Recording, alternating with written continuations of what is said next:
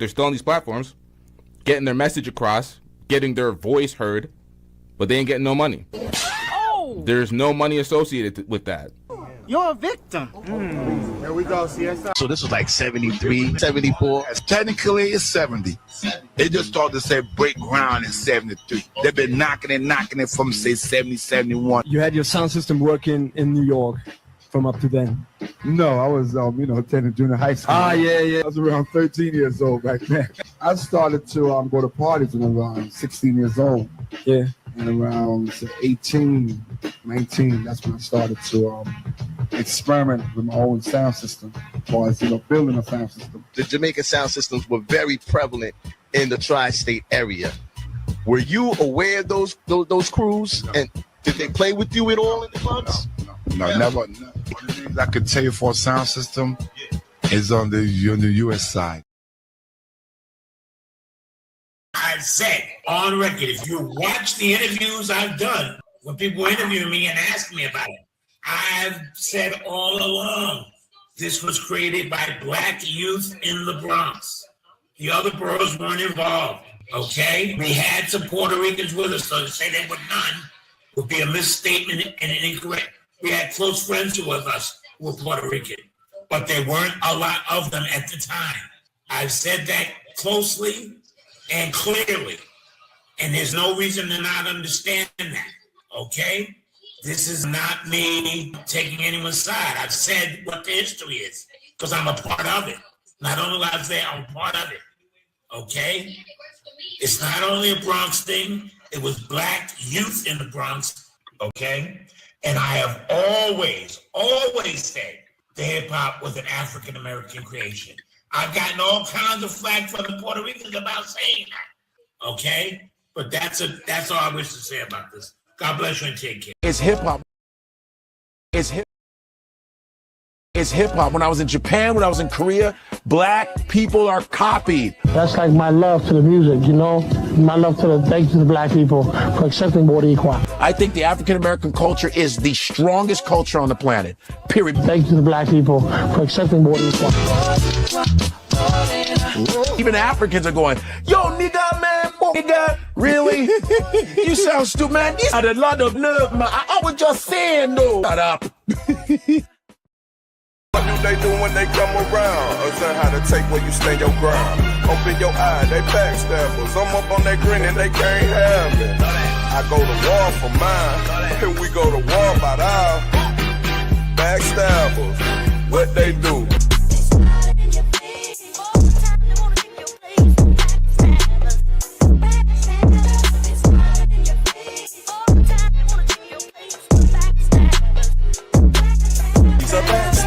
This shit for real, no joke. This shit ain't stepped on, I'm dope. He's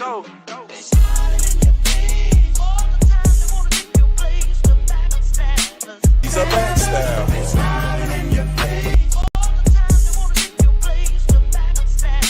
He's a backstabber.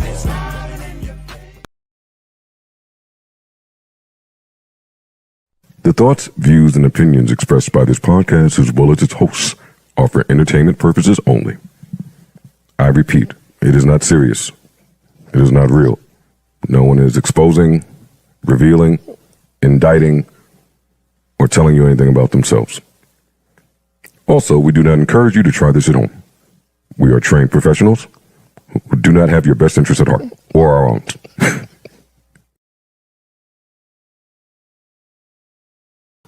Yeah, what's good? Bobby Ramos in the building. Eve James, I tried to wait for you. Macbeck, salute. Black Afghanistan is in the building. Wild Country, salute. Bobby Johnson is in the building. Big Jersey. But listen. I ain't gonna I was salute to Mikey B. I got up on Mikey B live yesterday. He was talking about, the hip hop thing and all that. And then I seen MELLE, one of our pioneers of hip hop, make some statements and all that. But listen, like I said, man, I ain't all about the division and all of that. I'm just, it's all about the history and what's the truth. And, if we wasn't there, we got to hear from people who was there. So, since they say KOOL HERC is the father of hip hop, the creator, let's hear it from him himself. So this was like 73, 74. Technically, it's 70.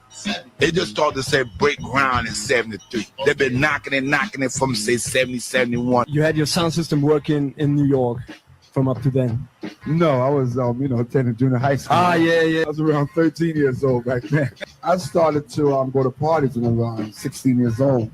Yeah. And around 18, 19, that's when I started to experiment with my own sound system, as far as, building a sound system. The Jamaican sound systems were very prevalent in the tri-state area. Were you aware of those crews? No. And did they play with you at all in the clubs? No, never. One of the things I could tell you for a sound system is on the U.S. side. So y'all heard it from KOOL HERC himself. He said, this was already going on, the jams and the parties, before he was even partying. He was 13. By the time he was 16, he started going to parties. By the time he was 18, 19, he started doing his DJing thing.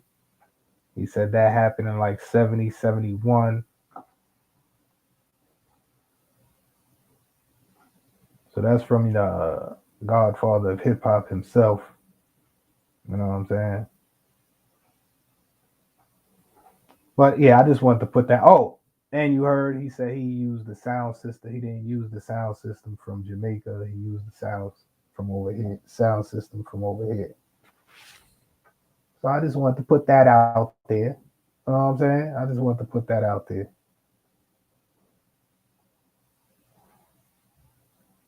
Now, last time I had dropped something from DJ Charlie Chase. This is Charlie Rock. This is Charlie Rock from the Black Spades. You know what I'm saying? The Zulu Kings. I've said on record, if you watch the interviews I've done, when people interview me and ask me about it, I've said all along, this was created by Black youth in the Bronx. The other boroughs weren't involved, okay? We had some Puerto Ricans with us, so to say they were none would be a misstatement and an incorrect. We had close friends with us who were Puerto Rican, but there weren't a lot of them at the time. I've said that closely and clearly, and there's no reason to not understand that. Okay? This is not me taking anyone's side. I've said what the history is because I'm a part of it. Not only was I there, I'm a part of it. Okay? It's not only a Bronx thing. It was Black youth in the Bronx. Okay? And I have always said the hip hop was an African American creation. I've gotten all kinds of flack from the Puerto Ricans about saying that. Okay? But that's all I wish to say about this. God bless you and take care.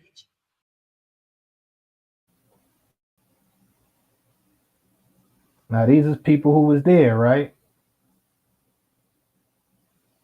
James Brown created funk, which created hip hop. There's a lot of James Brown bass line in it, because James Brown is like a preacher to me. So that gave us the feeling of what hip hop is. So he's the beginning of hip hop. James Brown's another link, so I used his music. They took it from what it was and made it in a modernized time. But it was going on before HERC. It just HERC found a way to bring it in a way where everybody could be involved. All the breaking and stuff like that were considered underground. And to KOOL HERC brought everything out into the open. All the underground stuff were brought out to the street. And the more they took it to the street, the more nationalities got involved in it. It was no longer an Afro-American thing. The Hispanic took to the dance. Funk music was already made by James. That's the father. Like Sex Machine. That's the father. HERC took those records and brought it to the forefront. So that's why he's so iconic. What about the culture? How hard was it for you to get into the culture? It was, well, I could say one thing. It wasn't fashionable being a Jamaican at one point, and I never hid my culture. But I was getting Americanized, though. First of all, breakdance is pretty much a commercial term. The actual term is b-boy. The dance itself is an immediate extension from the good foot, which James Brown was doing. So here you have Crazy Legs admitting that James Brown is the influence. Moreno means black, you know, they be like, yo, that's that Moreno style, you know, and that's the original style of b-boy. Black kids invented breaking. Now y'all heard it from Crazy Legs himself. The Moreno style. We created breakdance, you just helped it advance. Now, do the FBA. It's Team Black. It's Team Black. Team Black. It's Team Black. We created breakdance, you just helped it advance. Now, do the FBA. It's Team Black. Team Black. Team Black.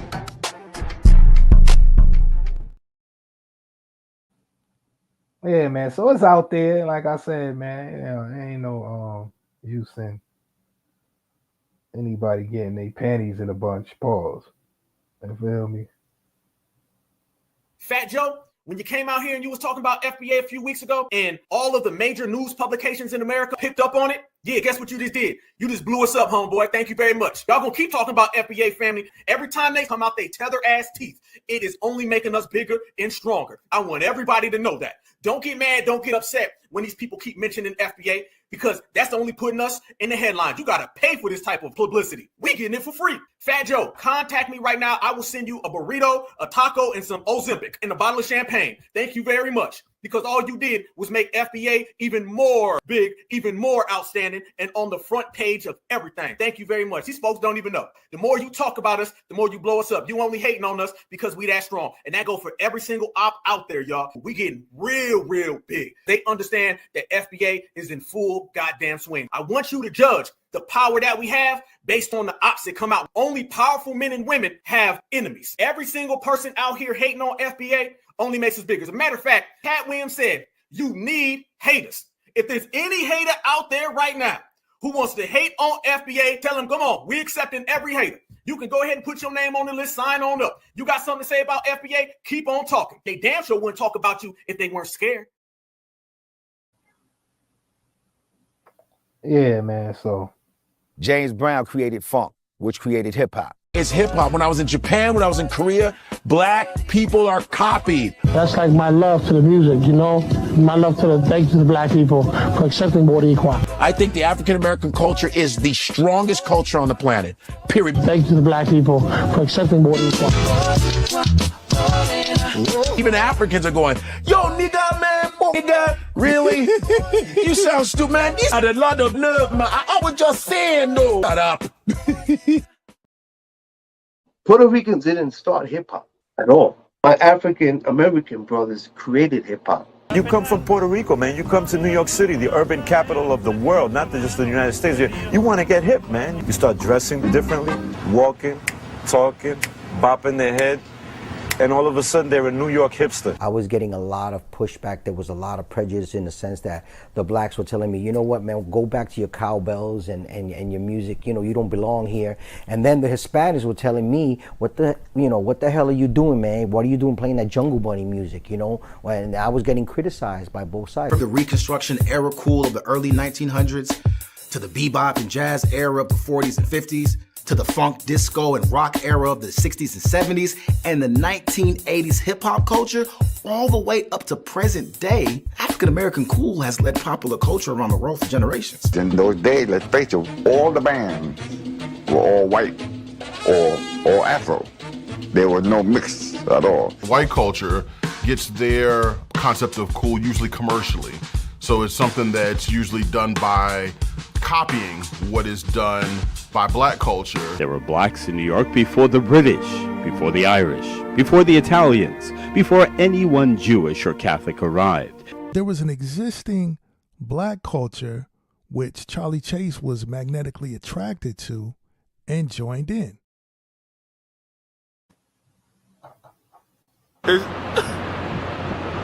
It's terrible. I mean, Fat Joe's record is the worst thing ever happened to hip-hop. And it hurts bad because I love hip-hop. I mean, everywhere. It's just happening all over the place. And it's because this music sucks so bad. It's gonna kill people. Don't listen to it. Please. Please.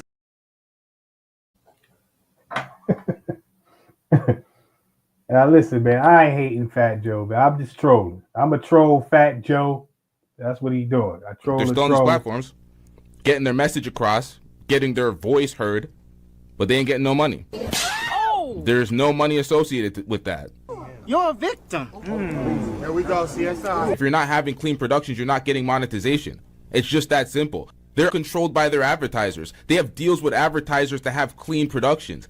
Nobody wants their Huggies commercial next to a motherfucker kicking out a woman, calling her all sorts of names under the sun, calling black people all sorts of names. You know what I mean? You don't need that. You don't need your product being associated with such filth. They shouldn't have to pay you for your hate speech. You still have a space to advertise your product on their platform. You can be soliciting Cash Apps, PayPals, all sorts of shit on YouTube still, because they still allow you to voice your opinion in your words.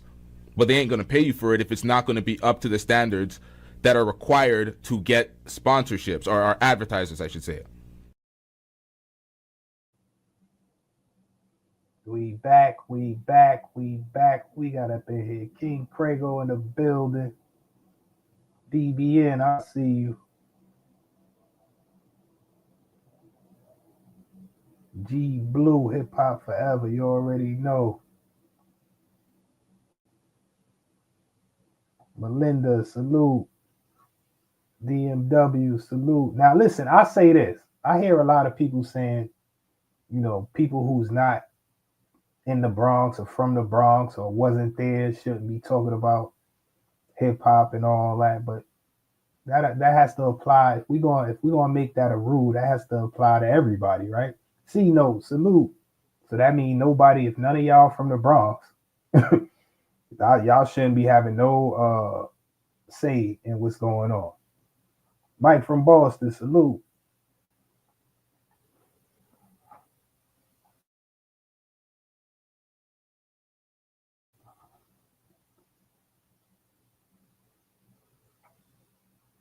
That would be ridiculous, wouldn't it?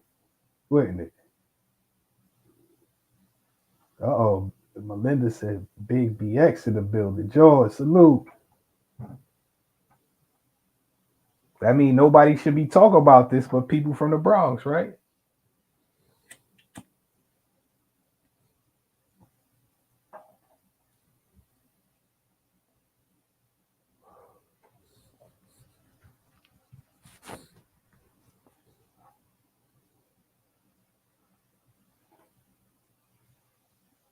Now listen. Now I know some people, you know, don't rock with the FBA or the Tariq Nasheed, but that, you know, you gotta separate those two things. You know what I'm saying? I gotta learn how to separate things.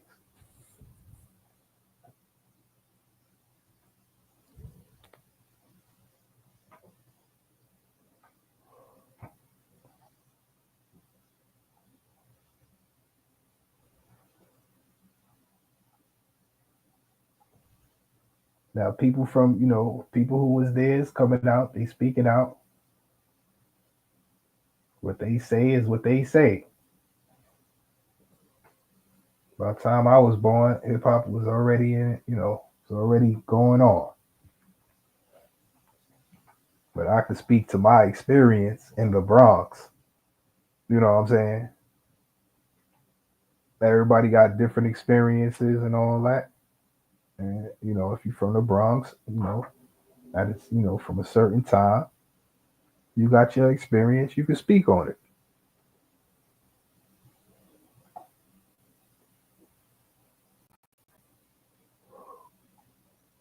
A lot of people say that FBA wants to divide and conquer. Yeah, but conquer what?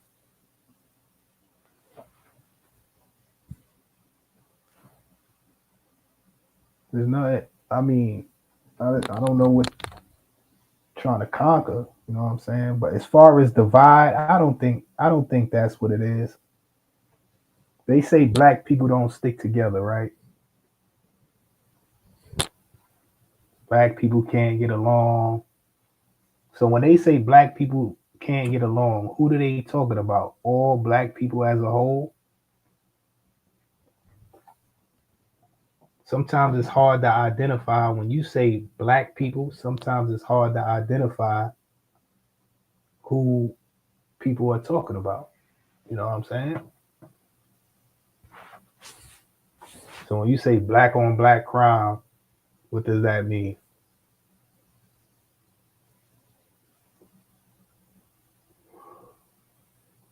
When you say black people are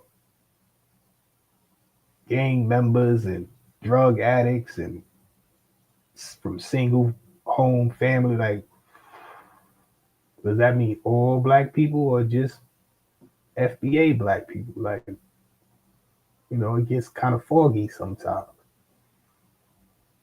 So that's just another way of saying black person from America. You know, it's the same thing. That's just another way of saying it on the internet, because it gets confusing, because some people who identify as African American, you know, they was born here, but their parents or grandparents may not have been born here. So when you say African American, who are you talking about? You know what I'm saying? And it's not like people stop identifying with where they came from. So when they say FBA is dividing what, I don't know. Maybe they saying FBA is dividing black people, but we've been divided. We have all type of black people. We have Jamaicans, we have West Indians, we have Nigerians, the Africans, we have Afro Latinos, we have all types of black people. So that's how I look at it. I don't look at it in no other way. I just look at it as a way of self-identifying.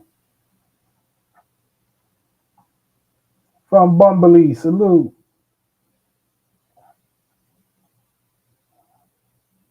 I mean, everybody does it.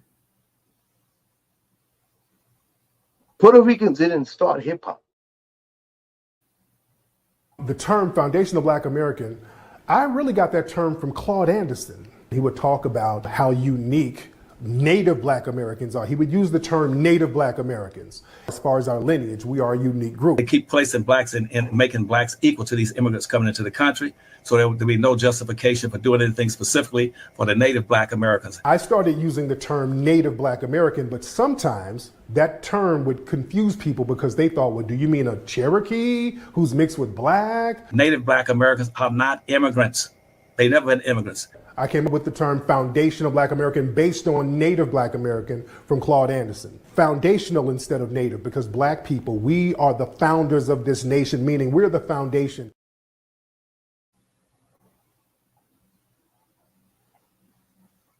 Only facts, salute. Like, I feel like everybody has pride in, you know, where they roots come from and all of that type of stuff. I don't see nothing wrong with that. What is 1526?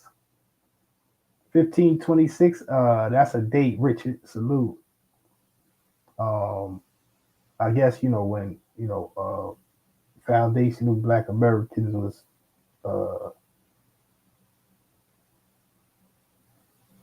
together, you know, as a whole. Because you got to remember, you know, all types of, I don't even want to get into it. Rap, hip hop is black American culture. James Brown. Undisputed truth, salute. Yeah, I mean, I never thought that was even in question, that was, you know,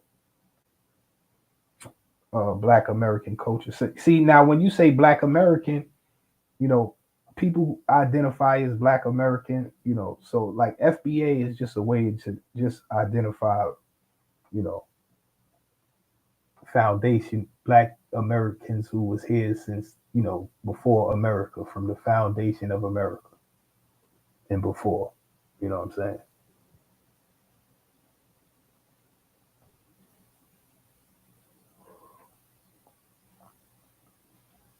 Top shot, salute.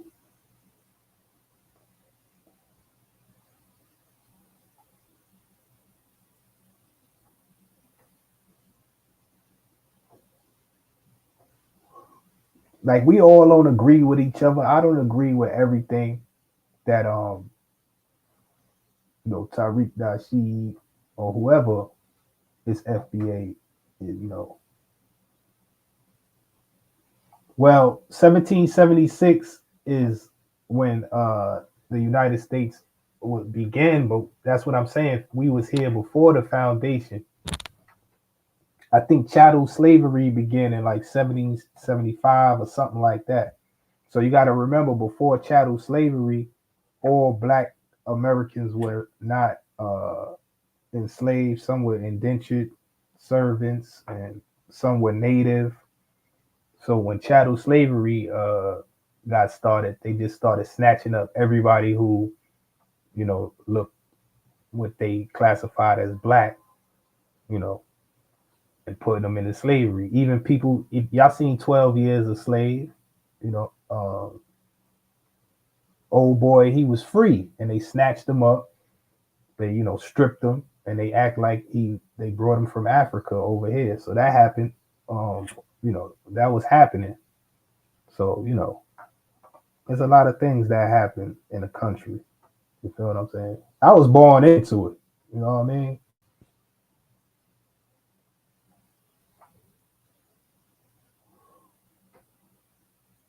Oh, here we go. FBA, salute. FBA on code. 1776, the year the Spanish led by Luis Vaz brought the first slave to America. Oh, okay. See, there we go right there.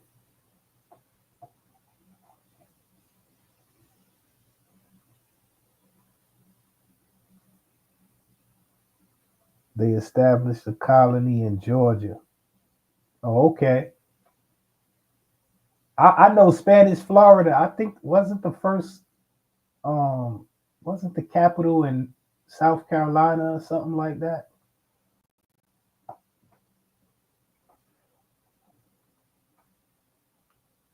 But yeah, man, I don't want to get too much off topic, but as far as the whole FBA thing, that's how I look at it. Everybody, ain't the same and don't feel the same. It's just for me, it's just another way of saying, black people who was from here.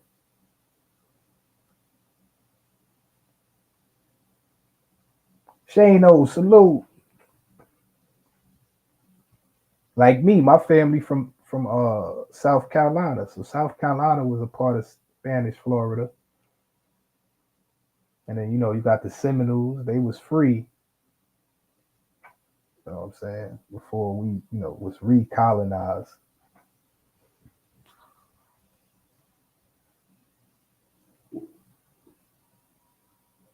But as far as hip hop, man, like I said, man, I'm from the Bronx. I only can speak for, my experience, but the people who was there and before me, everybody can speak from their own experience, and we can, put it together, add it up, and see what we get. You know what I'm saying?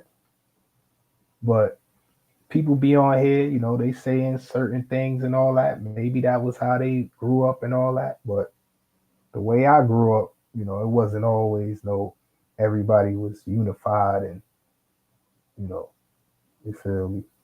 Juice Gay, salute. Everybody got a piece of that.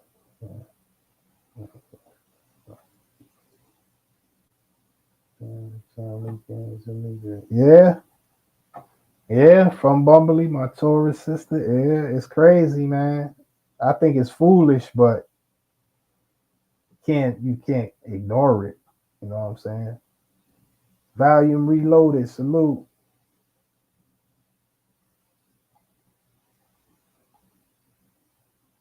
Big BX Energy, you heard? Yeah, man. But like I said, man, I can't say, Puerto Ricans wasn't there from the beginning, West Indian, people who was there is saying it. They say it. You know what I'm saying? But everybody wasn't, even in my time, everybody wasn't cool. And like, I think my generation is when we started, fucking and having babies and stuff together and all that, like on a high level. You know what I'm saying? But when I was little, when I was a kid, when I reached, my late teens, early 20s, you know what I'm saying? We was more getting along and was, family, we was, but when I was young, everybody didn't get along. You know what I'm saying?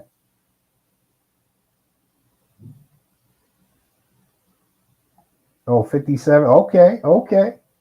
No doubt. Listen, man.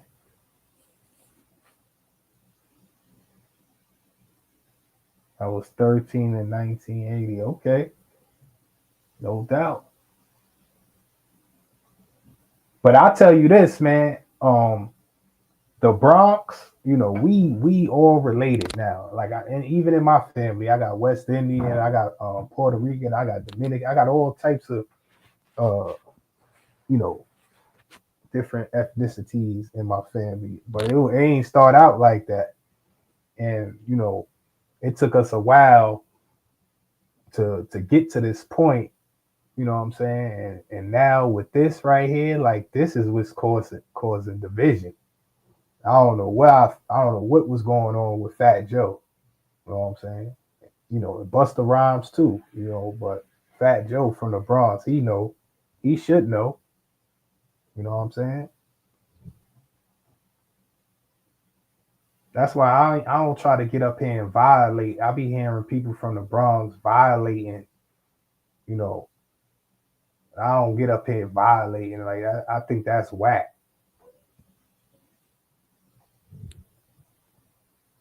Cause like I said, I got ride or die people from Puerto Rico, West Indies, and I won't get up here and embarrass myself enough by violating. But I don't know where these fools is from. I'm from the Bronx, the real Bronx. Yeah, the Bronx was multicultural, but it was, everybody didn't get along. And you got to remember, it was white people in the Bronx back then. You know what I'm saying? In the 60s, the late 60s, early 70s. You feel me? But it was also gangs. So, matter of fact, the hip hop came out of the gangs.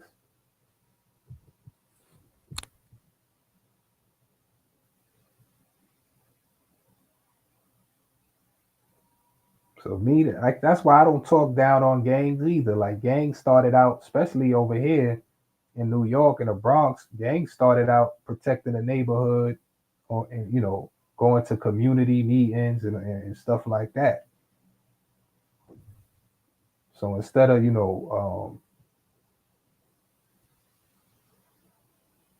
talking down on a gang, I try to bring it back to the essence. You feel what I'm saying? It's just misguided youth. They just misguided. You feel me?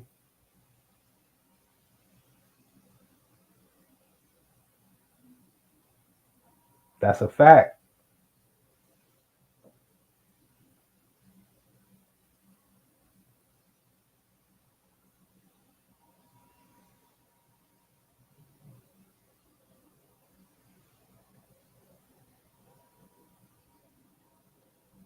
Right.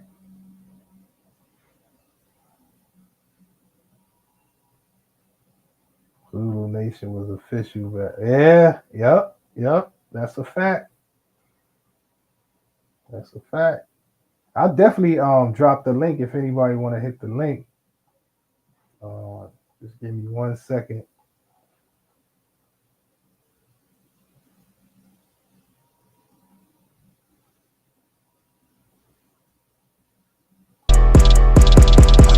quarter ounces. You was still getting allowance. Couple killers in the mouse. Drug dealers all around us. Baggies all on the counter. Name known through the county. Put paper on them, that's a bounty. Gang banging on no bounty.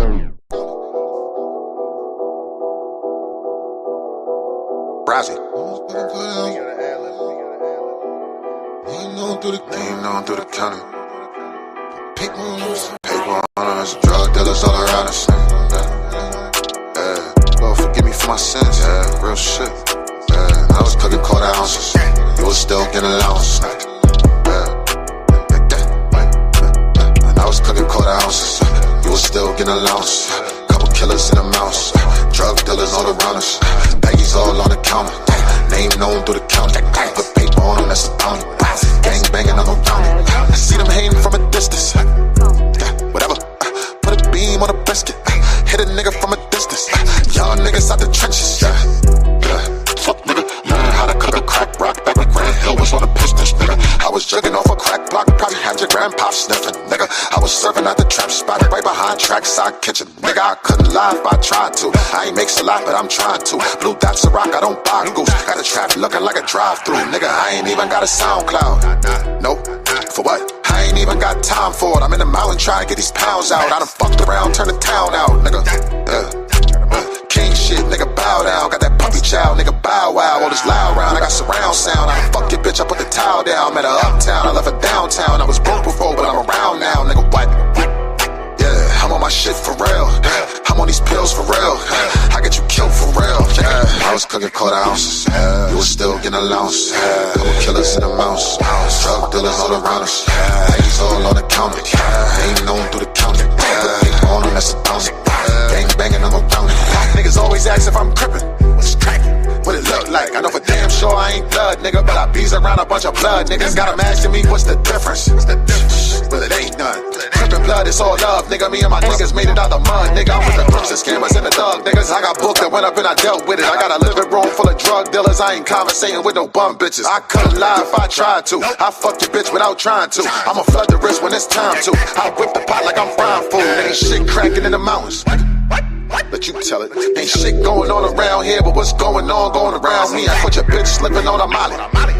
Yeah, like this. Brown skin, I like her body. Too bad she got eyebrows like Ashanti. I let her bird off in the lobby. I'm sipping this dirty like this shit was vodka. I shit with the 30. I ain't talking curry. She calling me daddy, but I ain't her father, bitch. I ain't your father, bitch. Shit, I'm on my shit for real. I'm on these pills for real. I get you killed for real. I was cooking quarter ounces. You was still getting allowance. Couple killers in the mouse. Drug dealers all around us. Baggies all on the county. Name known through the county. Put paper on them, that's a bounty. Gang banging, I'm around him, I'm around it. Name known through the county. Name known through the paper on us. Drug dealers all around us. Drug dealers, paper on it. I was cooking quarter ounces. You was still getting allowance.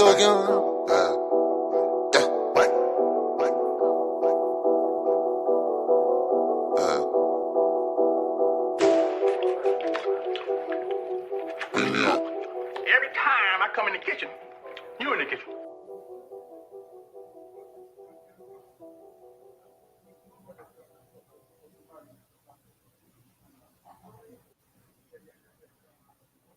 Sexy J, salute. Wait, hold on. I got some.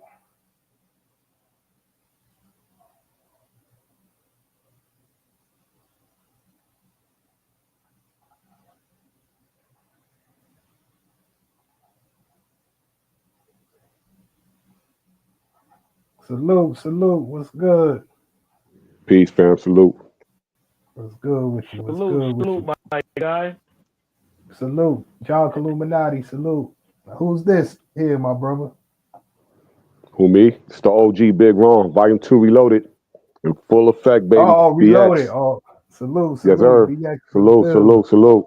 OG Stanton certified with that real. You already. What's good with you? You got something to add to the discussion? I to tell you the truth, I was appreciating the discussion, saluting your body parts, because you dropping the science. You know what I'm saying? You know what it is, where it came from. there's too much in the game. All I'm here to do is say that, because I'm half black, half Puerto Rican. I'm from the hood. Big up High Bridge Projects. You heard? I live in the A now. You know what I'm saying? But I go back and forth. You know what I'm saying? And all that. Hip hop was created by white, black, Puerto Rican. You know what I'm saying? You know, they can say mostly black or this or that. At the end of the day, if you wasn't there when it was formulated, you can't speak on it. You about to get eaten alive, sir. Right. But So- the people, so- well, I'm just going off what people who was there saying. You know what I'm saying? But who, like I said, I'm 57 years old. I'm a double OG. You heard? Like I was 13 in 1980. I went to Taft High School in 1980. Yeah, I'm wild loved and respected in these streets for real. In the A, in New York, wherever I go. If you're a real New York nigga, you know you can go wherever you want to go and you're gonna get that love. You know why? Because, and it ain't just hip hop. I heard somebody in the chat earlier saying something about New York City, and it's true. Not just hip hop, but just New York City as a whole, the 5 boroughs, the Brooklyn, the Bronx, the Queens, the Manhattan, the Shaolin, the Mount Vernons, the Yonkers, you know what I'm saying? Like, it's a different type of vibe over there. And from my experiences in this world, almost 60 joints, thank God I'm still out here to talk about it, son. I always stay shining. So what They year love you that was New York born? energy. What I was year born you- in 1967, September 18, 1967. So hip hop started in 1970, 71, right? A little bit, you know, they say hip hop, they gave it the official 50 years in 1973, but hip hop was already percolating before that. Cats was already DJing, MCing a little bit, breakdancing, graffiti. Like, you know, everything stemmed from like the gang culture and all that. But hip hop is not gang culture at all. Hip hop is a culture, you know what I'm saying, which is peace, unity, love, having fun, the music, the culture. Different music, different cultures. That's why people sample everything from hip hop. Because you know what? I grew up with Spanish MCs, Spanish DJs, black MCs, black DJs, like from out the gate. You know what I'm saying? And we put our little 2 cents in here. Like my man had the Tito Puente records. My man had the James Brown records. We started putting some things together. Then we started getting the old break beats, the Apaches, the Dance to the Drummers beats, the Frisco Discos, the Super Sperms Paws. You know what I'm saying? The all that, and we put together a culture, not just an art form, a culture, music, fashion. Like, yo, I'm 57 years old, but listen, it's all about hip hop for me forever. Hip hop forever, forever. Nothing come before hip hop with me. But that's what I'm saying. Cool Kirk. They say. I mean, DJ Kool Herc. Kool Herc, yeah. Yeah, he's saying in a you know, they saying he's the founder of hip hop, but he's saying he's one of them. He's one of the founders. Like, see, once they started putting a label on it and saying this and saying that, then you know, even if you go back and look at some of the Source magazines, one time Source had a magazine cover. It was Kool Herc, it was Africa Bambaataa, and it was Grandmaster Flash. And the Source guaranteed those 3 as the 3 godfathers, the 3 founders of hip hop. So if some people say Kool Herc, and some people say Herc, Flash, Bam, you know what I'm saying? But it was people in the culture before them. The Disco King Marios and all that, the DJ Breakouts, a lot of people even before them. You know what I'm saying? But what I can say, I was out there in the streets when Kool Herc was bringing that equipment out. But he wasn't the only DJ. I grew up like Kool Herc. He grew up by Sedgwick houses. I'm from High Bridge. That's over there by Roberto Clemente State Park, 166 University, Sedgwick, and all that. Right. He lived over there like 1600 Riverview. So he lived between the projects. He had the apartments over there. So hip hop was like people started bringing their equipment out, doing the jams, block parties, and stuff like that. And little by little, it just got more lit, more lit, more lit. And now look at it. It's the #1 music form in the world. Yeah, well, but I'm just taking pieces from people who was there and what they were saying, and they saying that, you know, for the majority or for the most part, that hip hop began as black culture, you know. So yeah, but that's not all there.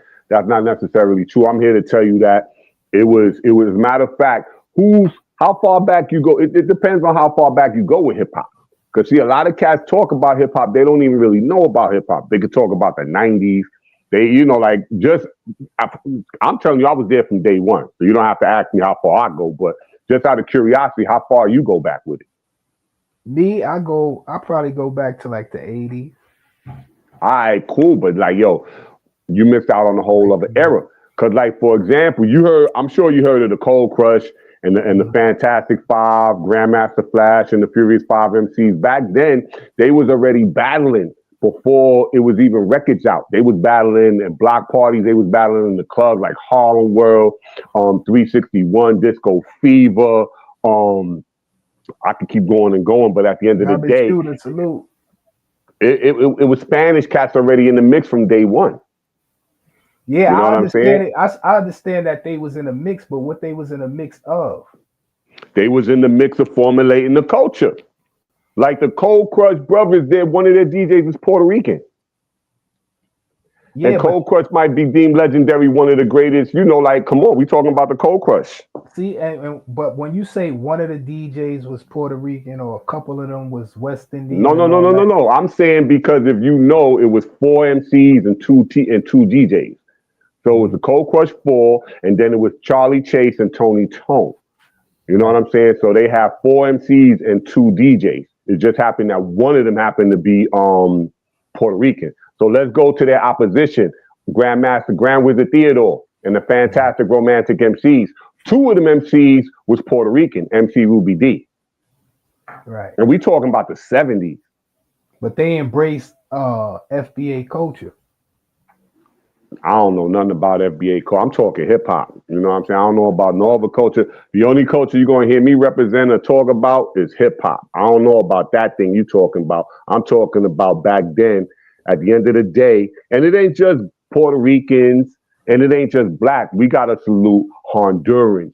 We got to salute Jamaicans. We got to salute the Haitians. We got to salute the Dominicans. The Colombians. Yeah, like if you're from New York City, you gotta come on. But I'm saying, and that's but this is we all grew up together and made that happen.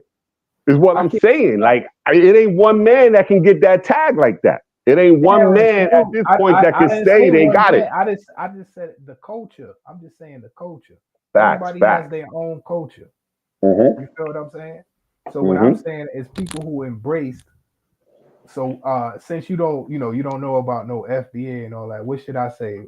Since what you talking about American culture? Should I say what American culture? I mean, I go back to the Black Panther days. If you want to go there, go there. I rock with brothers from the 5% Nation of Islam. You know what I'm saying? I got African brothers, you know what I'm saying, and stuff like that. Like I'm international. So however you want to describe the black man, I describe the black man as the black man. I'm talking about black people from here in America.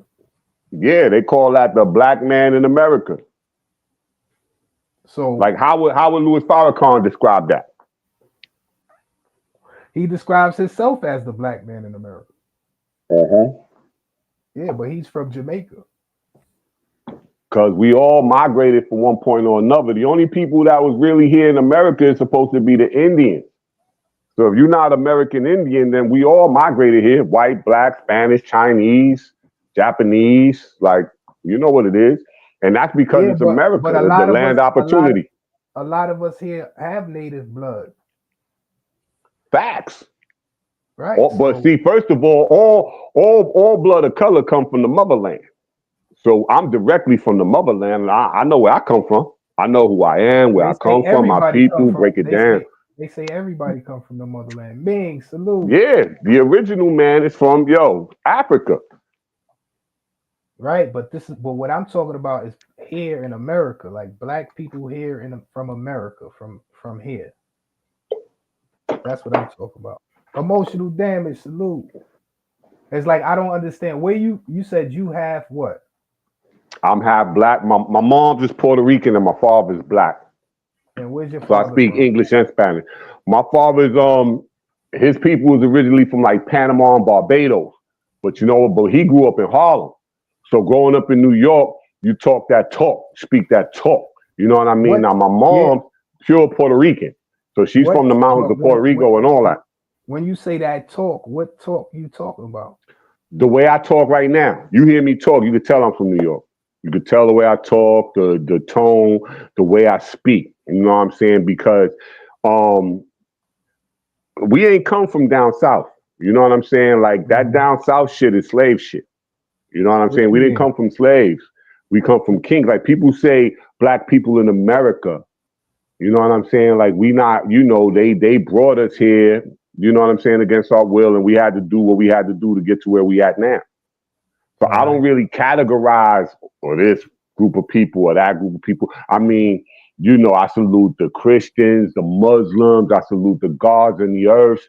You know what I'm saying? I respect religions. You know what I'm saying? I don't never knock another man religion. But at the end of the day, you know what I'm saying? We still people out here. Whatever our skin color is, trying to make it happen. But you just said your mom's is Puerto Rican and your pops is from Panama. No, my pops is black, African American black. His people came from there. Right. That's because my pops was born in America. His mom was born in America. You know what I'm saying? Right, But, you know. and that's my point. When you say your pops is African American, But on the Spanish side of my family, they was really from Puerto Rico. Like my grandmother and my grandfather, all of them from Puerto Rico. The only ones that was born in America on the Puerto Rican side of the family was like my mom's and my uncle, like on that level. And they was born in New York City. So here's the thing. You come from wherever, but then when you born and raised in New York City, guess what? That make you a different type of machine. No matter what culture you are. You heard? Because there's a bunch of Chinese cats out here that are bang bang. You know what I mean? Like New York City is the dynamic. We also got to big up New York. You heard? You got to big up New York too. Because wherever you come from, you're born and raised in New York City and you're a different machine. Yeah, but that's what I'm saying. I'm come from here. So how can I distinguish that I'm come from here from somebody else who, you know, identifies as African American, but they come from somewhere else? Got you. I mean, you know, and you know what? The way this world is anyway, that they let people do and say and be whatever they want. I just say it like this, yo. I'm half black, half Puerto Rican. You know what I'm saying? I'm from the BX. I'm definitely OG stamped and certified. I'm living my best life. I be laughing at a lot of these weirdos, these trolls and stuff and all that out there, because when it comes to this culture, yo, I get mad when I see people be violating and do all this and that. But at the end of the day, I don't pay attention to that because it's still hot music coming out. The culture is a way of life for me. Everything I do is hip hop embodiment. Everything I watch, anything I'm a hip hop nigga for real. Right. I get it. Me too. Jessica, salute. That's all I know. I was born into that. But yeah, we invented that. You know what I'm saying? And we shouldn't be. My bad. Yo, no, that's on you. I was listening to you. No, I'm just saying, like the culture that hip hop was built on. What you just saying? It was made from scratch. Like everybody just came together and put everything together and made it from scratch. Yes. A piece here, a piece there, a piece there. For example, to tell you the truth, hip hop is like beats and rhymes. You know what I'm saying? The DJ put the beat on, and then the MC a MC. So a DJ could put whatever beat on, and the MC is gonna adapt. And it started from back then. People sample all type. You'd be surprised the music that people sample from hip hop and when it originally came from. Like even back in the days, one of the hottest niggas in hip hop, them niggas wasn't even from America. Them niggas was from it was like Germany or something like that. You heard of Kraftwerk? What year was that? I'm talking about like the creation. We talking about the creation or just hip hop in general? Now I'm talking about all this is a part of the creation of hip hop. You know what I'm saying? And I'm talking about Kraftwerk. They had a song back in the days called Trans Europe Express. That shit came out like in 75, 76. That's what I'm saying. You so know, when was hip hop started? SP, salute. Hip hop was already in the mix until people said, okay, look, I'm gonna tell you the truth. For me personally, or from my perspective, where I come from, hip hop started in the Bronx, 71, 72. If anybody say that hip hop started outside the Bronx, they wrong. Because some people could say Cab Calloway, the hip hop, the bebop, and all that. No, what I'm saying, New York City is a different energy, is a different machine, a different type of vibe, even back then. You understand? So if you wasn't from New, if it was created in the 70s, it was already created. That's what I'm saying. So when you saying yeah, those people, they came later on, it was already created. yeah. So anybody from the 80s is second generation. And I'm talking about from 1980. That's like, yo, boom, like facts. So in the beginning of the creation of hip hop, it wasn't Black American culture. Tiara, salute.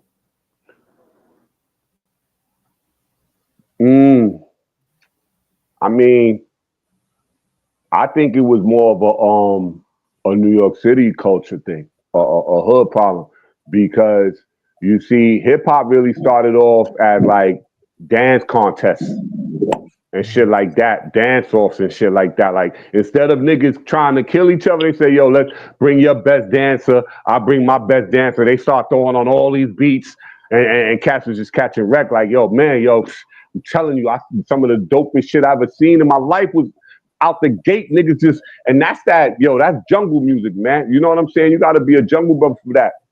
That's Africano. You know what I'm saying? You got to have a different beat in your heart for that, man.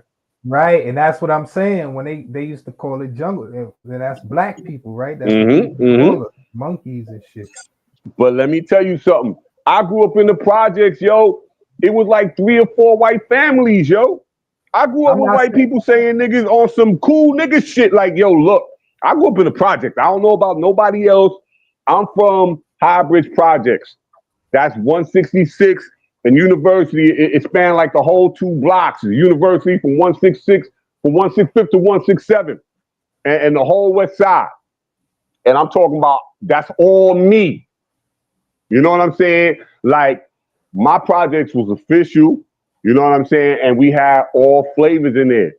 And you got it. You got your love and respect. You got your love and respect the hard way. You had to get your name out there. You know what I'm saying? Like you had to make your bones. Pause. Yeah, I get that. But what I'm saying is that comes from Black FBA culture, using the word nigga, you know, and all of that type of stuff. Anybody could. I don't know about that FBA. Why? I mean, yo, but look, we call each other niggas. We call each other niggas every day. Also, so we've been calling each other niggas every day for 400 or 500 years. What do you know? Whoever invented the word nigga? What are you talking about? What you mean? I've been using the word nigga my whole life. Whether it's good, bad, or indifferent, it is what it is. Yeah, because you from here. But see, the thing is, I'm also educated. But you 57 years old, right? Wait, hold on. You 57. Hold on, chill. Let's keep it peace. Let's keep it peace. Let's keep it peace. No, I was asking, like, if you don't live it.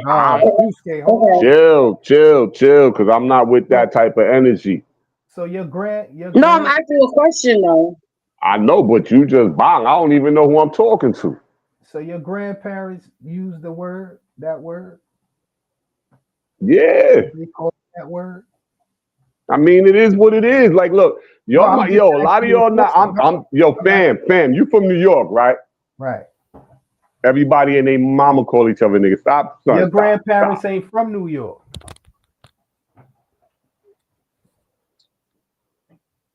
You gonna make me go back and redo the whole thing over again? What?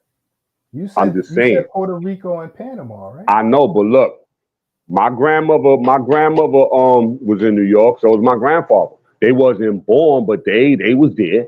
At the end of the day, is this. We going from talking about hip hop, now we talking about the word nigga. Like what we doing? My brother, you brought that up. I didn't bring that. Somebody started. We put the focus on the word nigga. I thought we were talking about this hip hop shit. Right. I said that's a part of the word is a part of and somebody ready to knock my head off because when I say FBA, you like start getting defensive and all that. Like, I didn't get defensive. All I said is that I'm here representing the hip hop culture. I don't represent other things that I don't know about. If you ask me how I feel about a black man in America, I'm gonna call him the black man in America. Like I said, I'm from New York. I'm from the hood. I got gods and earths. I got Muslims. I got Christians. I got people behind me. I get love and respect everywhere I go. And if you can't flow in a lot of circles, then you can't flow. I'm a general. You understand? I could be in a meeting with a white boy, put on a suit and a tie, and don't even say the word nigga once. Cause I'm intelligent like that. That was not what we was talking about. We was I talking know. about No, I know that. You right. I'm just letting you know that I'm that type of nigga that I can swing in any circle. It's just that I'm comfortable doing what I'm doing right here, right now. I mean, actions speak louder than words, my brother. I mean, but I live my life. I'm good. No doubt, no doubt. You could ask me any questions about my 60 years. I want to ask you a question because I'm Panamanian Jamaican. I know, but you ain't even. But hold up. You ain't even address yourself and this.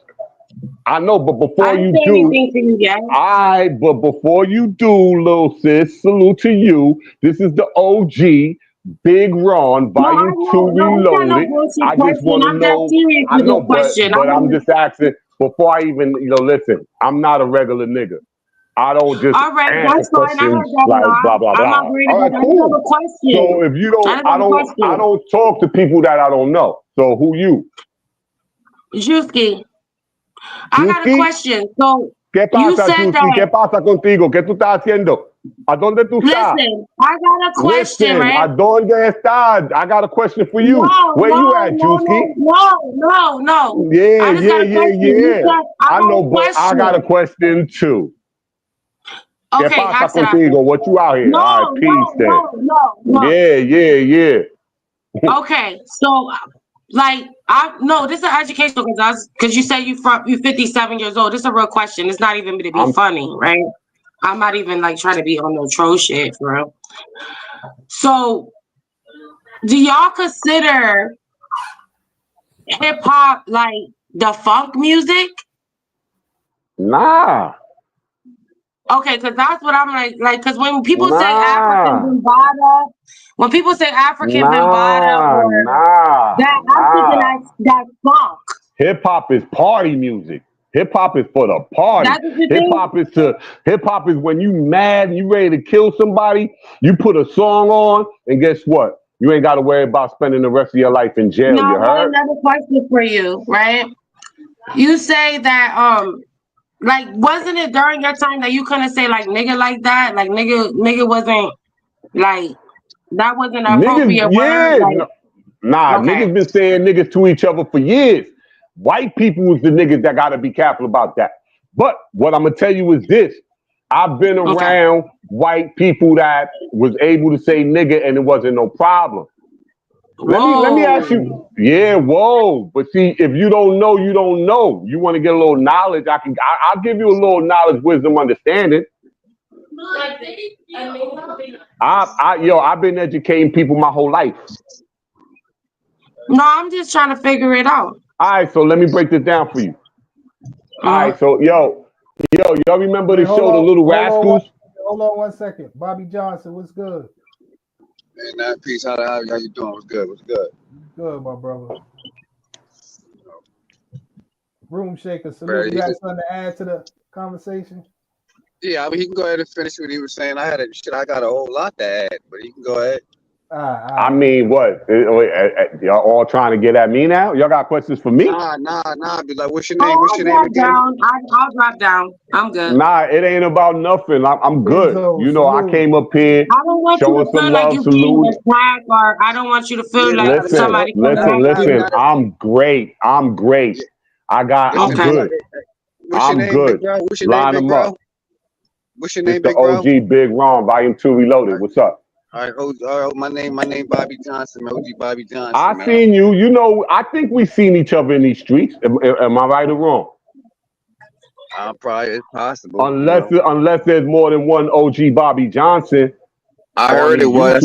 That's what somebody said. It was another one, But what I'm saying, I did see one that know about me. But if you never heard my voice, then you ain't that one. Yeah, that ain't me. But I was just saying, It's all good. Salute. What's up? Yeah, salute, peace. I'm just saying, like, nah, what I just pulled, like, cause like what you was talking, like, you saying a lot of things, but like some of them things that like everything ain't the math ain't mathing. Like far as You like know why? You know why? Because look, you might be able. Nah, go ahead, but you at least let me defend myself a little bit. Go ahead, be All right, I'm You gonna get talking down. about the math ain't Do this. mathing. The math. Nah, sis, stay here, sis. You was official. I need another question from you. No. No. Está bien. Vete. Está bien, porque no me importa. It's the OG in the building. You know what we doing. We shining regardless. So look to my man OG, Bobby Johnson, number 2, 3, 4, 5, whichever one you are. There's only one Big Ron Volume 2. And that's me. And I'm stamped and certified. NYC, ATL, B-More, Philly. I mean, like, I'm international. ATL, Cali, like, OG. I'm about to be 58. Nigga, made it. You heard? I'm living my best life right now, fam. You heard? And I'm in the A. And guess what? I'm jumping on a plane in a couple of days. We landing in JFK Airport, get a brand new rental. And we in the New York City streets doing New York City things. Dun. Like, yo, what's goody? And congratulations. That's what's up. Yeah, Congrats. nah, it's earned. It's earned. I'm applauded.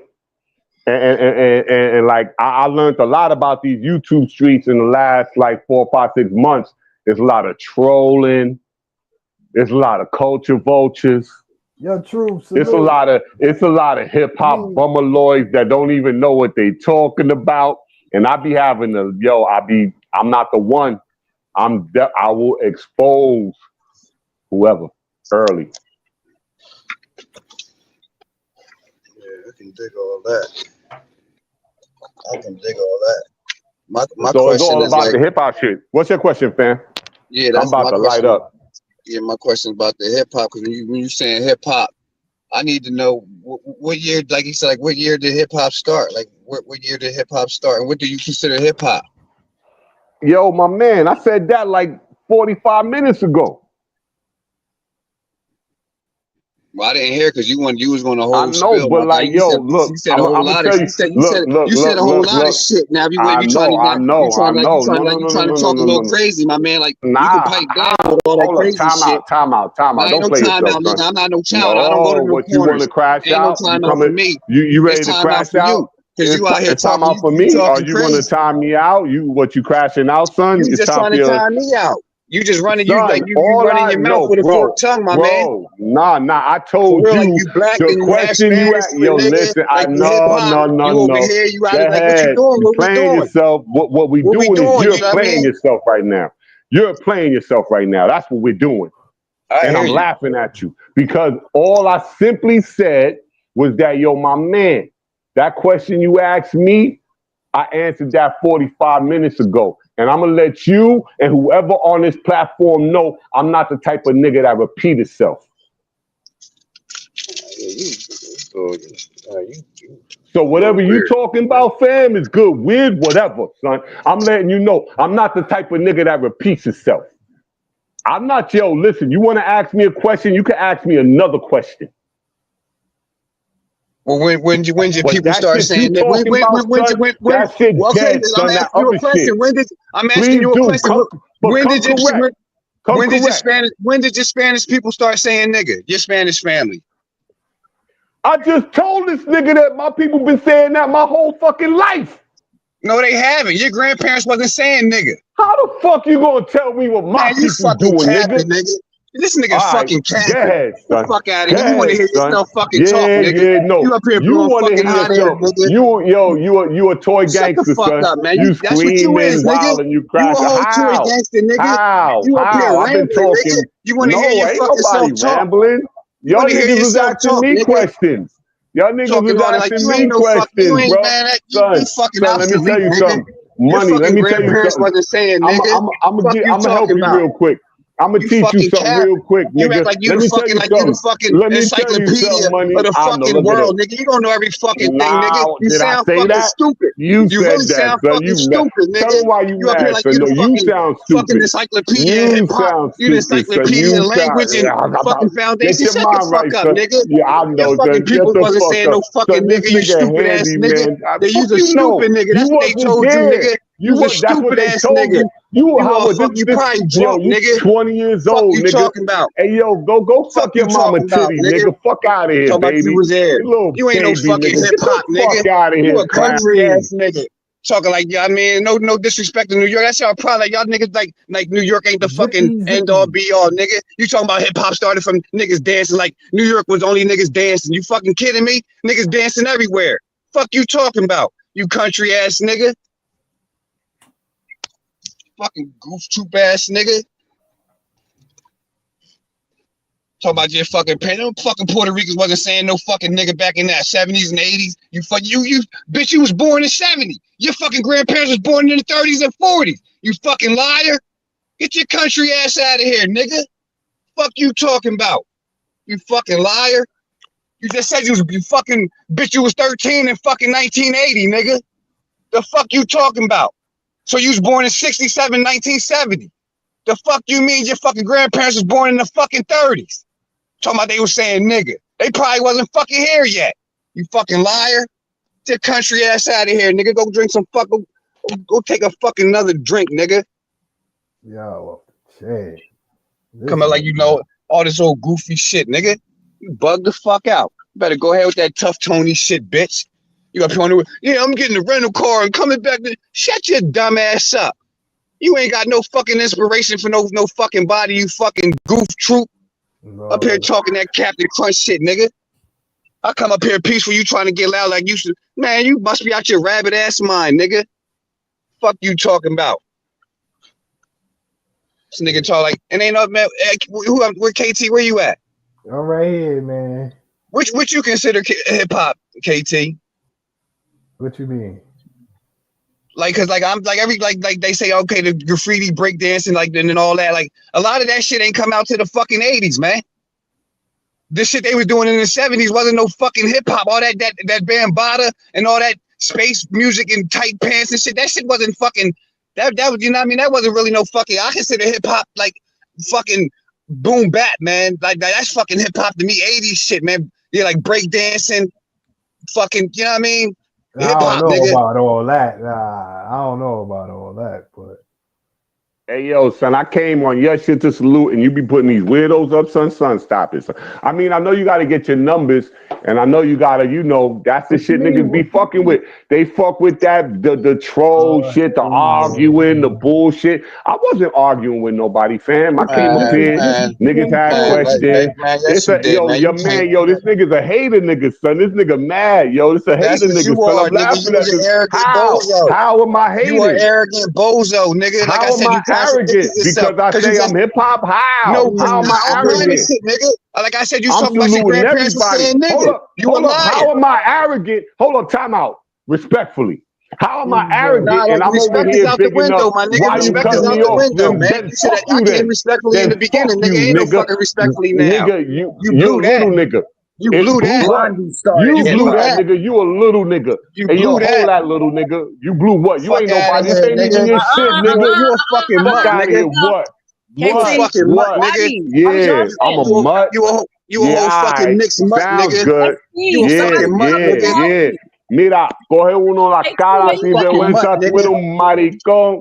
I Sin know, vergüenza. cause You're you a a racist piece of motherfucker. shit, Deep nigga. down inside, you a Racist? racist. I'm No, racist? I mean, I got I'm respect for my bilingual, Spanish people. nigga. I'm I'm ready to call speaking you a English fucking and snake and Spanish. all kinds How of the shit, but fuck I'm am not. I racist You and I'm fucking speaking English and Spanish? bitch. How am I racist Shut your and I'm bean speaking eating English ass and up, Spanish? bitch. That's the most ignorant nigga on the Lord have platform mercy. right Shut the now. fuck up, nigga. That nigga You the ignorant. reason why blacks and That Puerto Ricans nigga don't get along, ignorant. cause niggas like you. Niggas like you No. think you know every How fucking am I thing. And you really a bilingual fucking and I'm closet speaking racist, English and nigga. Spanish? You a closet And racist, nigga. how? And I'm half Fuck and you half. talking about? How? You the type And of I'm nigga that be back you? You a Fat Joe How? type of nigga. Oh, You wow. fucking I'm mixed a mud. Fat Joe type of Yeah, nigga? yeah. Oh, You the one that sit wow. around Yeah, yeah. and call niggas Moyos and shit.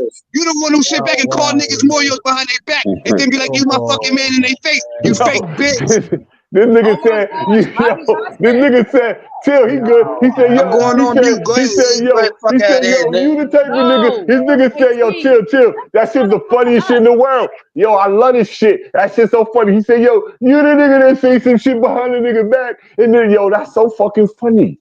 I ain't been saying nothing behind nobody back this whole time I've been up here. I know you ain't saying nothing behind nobody So back what up are you here, bitch. talking I about? thought you said when you behind closed doors, you fucking snake.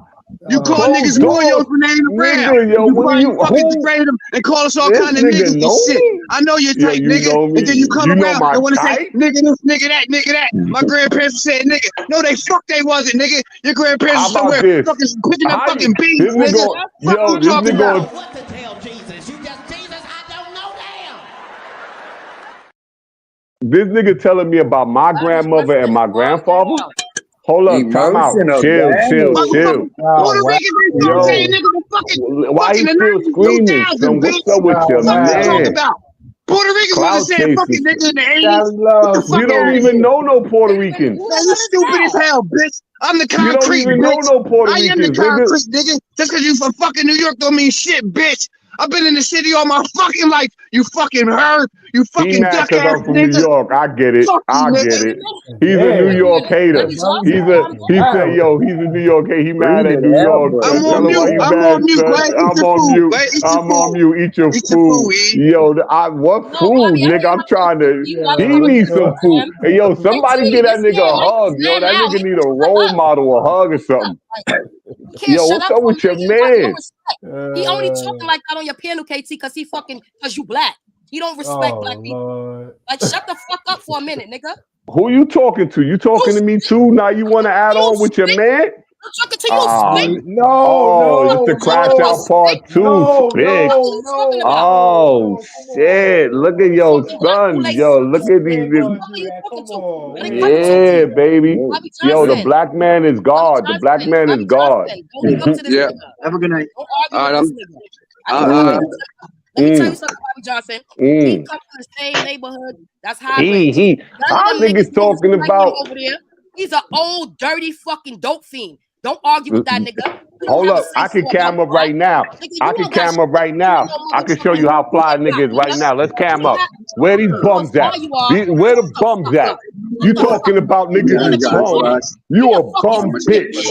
You a bum bitch. You heard? Cam up. Cam up, What you bum smoking bitch. on, What's KT? good? I'm in the hood, all black, everything. You bum bitch. What's up? Pull up. He a spit, nigga. Hey, Boogie don't fuck with you. You a spit, nigga. Hey, Boogie and Don Q is my little niggas. You understand? You don't even know what you talking about, you bum bitch. Pull up. Acting like Pull you up. black with your We beef on laughing at you. Oh, yeah, We ho. laughing at you. You heard? Dumbass. Look at your dumbass. Look at you. Look at you. You a dumbass motherfucker. You a dumbass stick. You fucking dope fiend ass nigga from the barrio. You are the fucking worst type of motherfucking stick that they ever made, motherfucker. Are you dumb? Don't You sit there sound like a and dope say young fiend. people on High Bridge, whatever fuck with you. Nobody don't like your ass, nigga. Get the fuck out of here. They send you to the store. Fuck out of here, nigga. Now what happened? What's up, Spick? Oh, chill. You wild. Nah, cause nah, he a closet racist though, Casey, because he up here talking about your fucking talking about your grandparents. What do people call them? They call them Hispanic spicks. They violate them. They call them Germans. That's what the fuck they are. What happened? We all holding nigga down, right? You bugging. Nah, he bugged the fuck out. Don't talk about his grandparents for saying nigga. Nah, you definitely bugging, nigga. Like I came up here to tell you that he's lying about what's happening. He's delusional. He's still. You could tell that he's still. Eve, I hear it. I know. That nigga stuck in a time warp. And first of all, let me say this: I'm from the Bronx, and the Bronx is very diverse, and it's very segregated. Like there's blocks that's Spanish people, there's Puerto Ricans, there's Dominicans, there's Hondurans. It's not like that. Like don't act like he acting like, oh, we all kumbaya. No, the fuck it's not. No, it's not. And if y'all want to sit up here and lie about that, you'll have a Spanish friend or a Hispanic friend, or y'all to be like, oh, my black friends. But nigga, do not front. Like, come on, stop it. Like, stop the bullshit. That's true. Like, That's true. stop, Like, and like I said, with each other the way that y'all trying to make it seem. It may be one person that is, but get the fuck out of here. We are not cool when I can stand up together with you and you could turn around and start speaking in your language in regards to me. Because your fucking people have been bred like that by the Spaniards. Now stop this bullshit that y'all propagating over here, because y'all did not have anything to do with pioneering hip hop. None whatsoever. Y'all liked it. Y'all brung y'all b-boy shit. Y'all break dance. Y'all did whatever the fuck y'all did with that dumbass bitch Jennifer Lopez. You know what I'm saying? Y'all did that. Y'all added to it, spinning around, but y'all did not create anything. And y'all do not want to see us shine for nothing. Y'all don't want to be a part of us while we being fucking belittled and treated in a certain type of manner. Y'all don't want to be motherfucking black then. But because it seems beneficial, then y'all want to eat off of it and then claim it. That's how I feel. And that's a fact. And it ain't about being racist, but my whole thing with the Puerto Rican, with the influence shit, like where is the influence in Puerto Rico? Where's the hip hop in Puerto Rico? Like I said a couple weeks ago, reggaeton just came out in fucking 2000. It just got. That's what reggaeton is. Reggaeton is stolen. That's came from. That's my whole thing. My whole thing though. But let me tell you where it came from. Jamaicans went to Panama and they brought the reggae music there, and then the Panamanians hooked up with the Puerto Ricans, the Spaniards, and that's how the Hispanics, the Puerto Ricans, what the fuck you want to call them, and they got together. Like Fat Joe said, I don't know who them niggas, I don't know who the fuck them niggas is, but they got together with them and they made a reggaeton. Like, what do you mean? Like, get out of here. Y'all ain't even fucking free yourselves. Y'all from a whole fuck. Worry about why y'all can't vote. Worry about how America's violating y'all whole existence. Worry about that. Hold on, even and I know Puerto Ricans was there. Of course they was there, but like I said, even when you look down the line, how many Puerto Rican hip MCs had you? We only got Fat Joe and Pun. If they and then that ain't no shot at Puerto Ricans, but if they were so much of an influence, like we should have at least like 50, 60 fucking. You, because look, you being double-minded. You still trying to be easy on them because as black people, we not wicked. We not nasty-hearted. We don't have we don't have enough colonizer blood in us to make us view things the way that they view. Because look at you still giving them an out. It don't matter if two people just miraculously came and did that. So now, like they're gonna say they started rhythm and blues. They started this. They started that. They made up collard greens. Like because they make collard greens, get the fuck out of here. They made you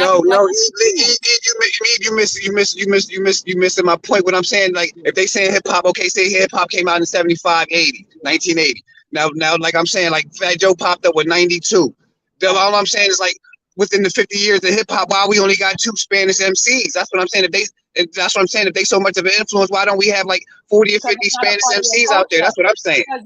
Because what's being rapped about. Or why don't we got 100 DJ Khaled? And like Khaled ain't even Puerto Rican. That nigga's Arab. Matter of fact, that's what I'm saying. Like all this shit. Something that they're imitating.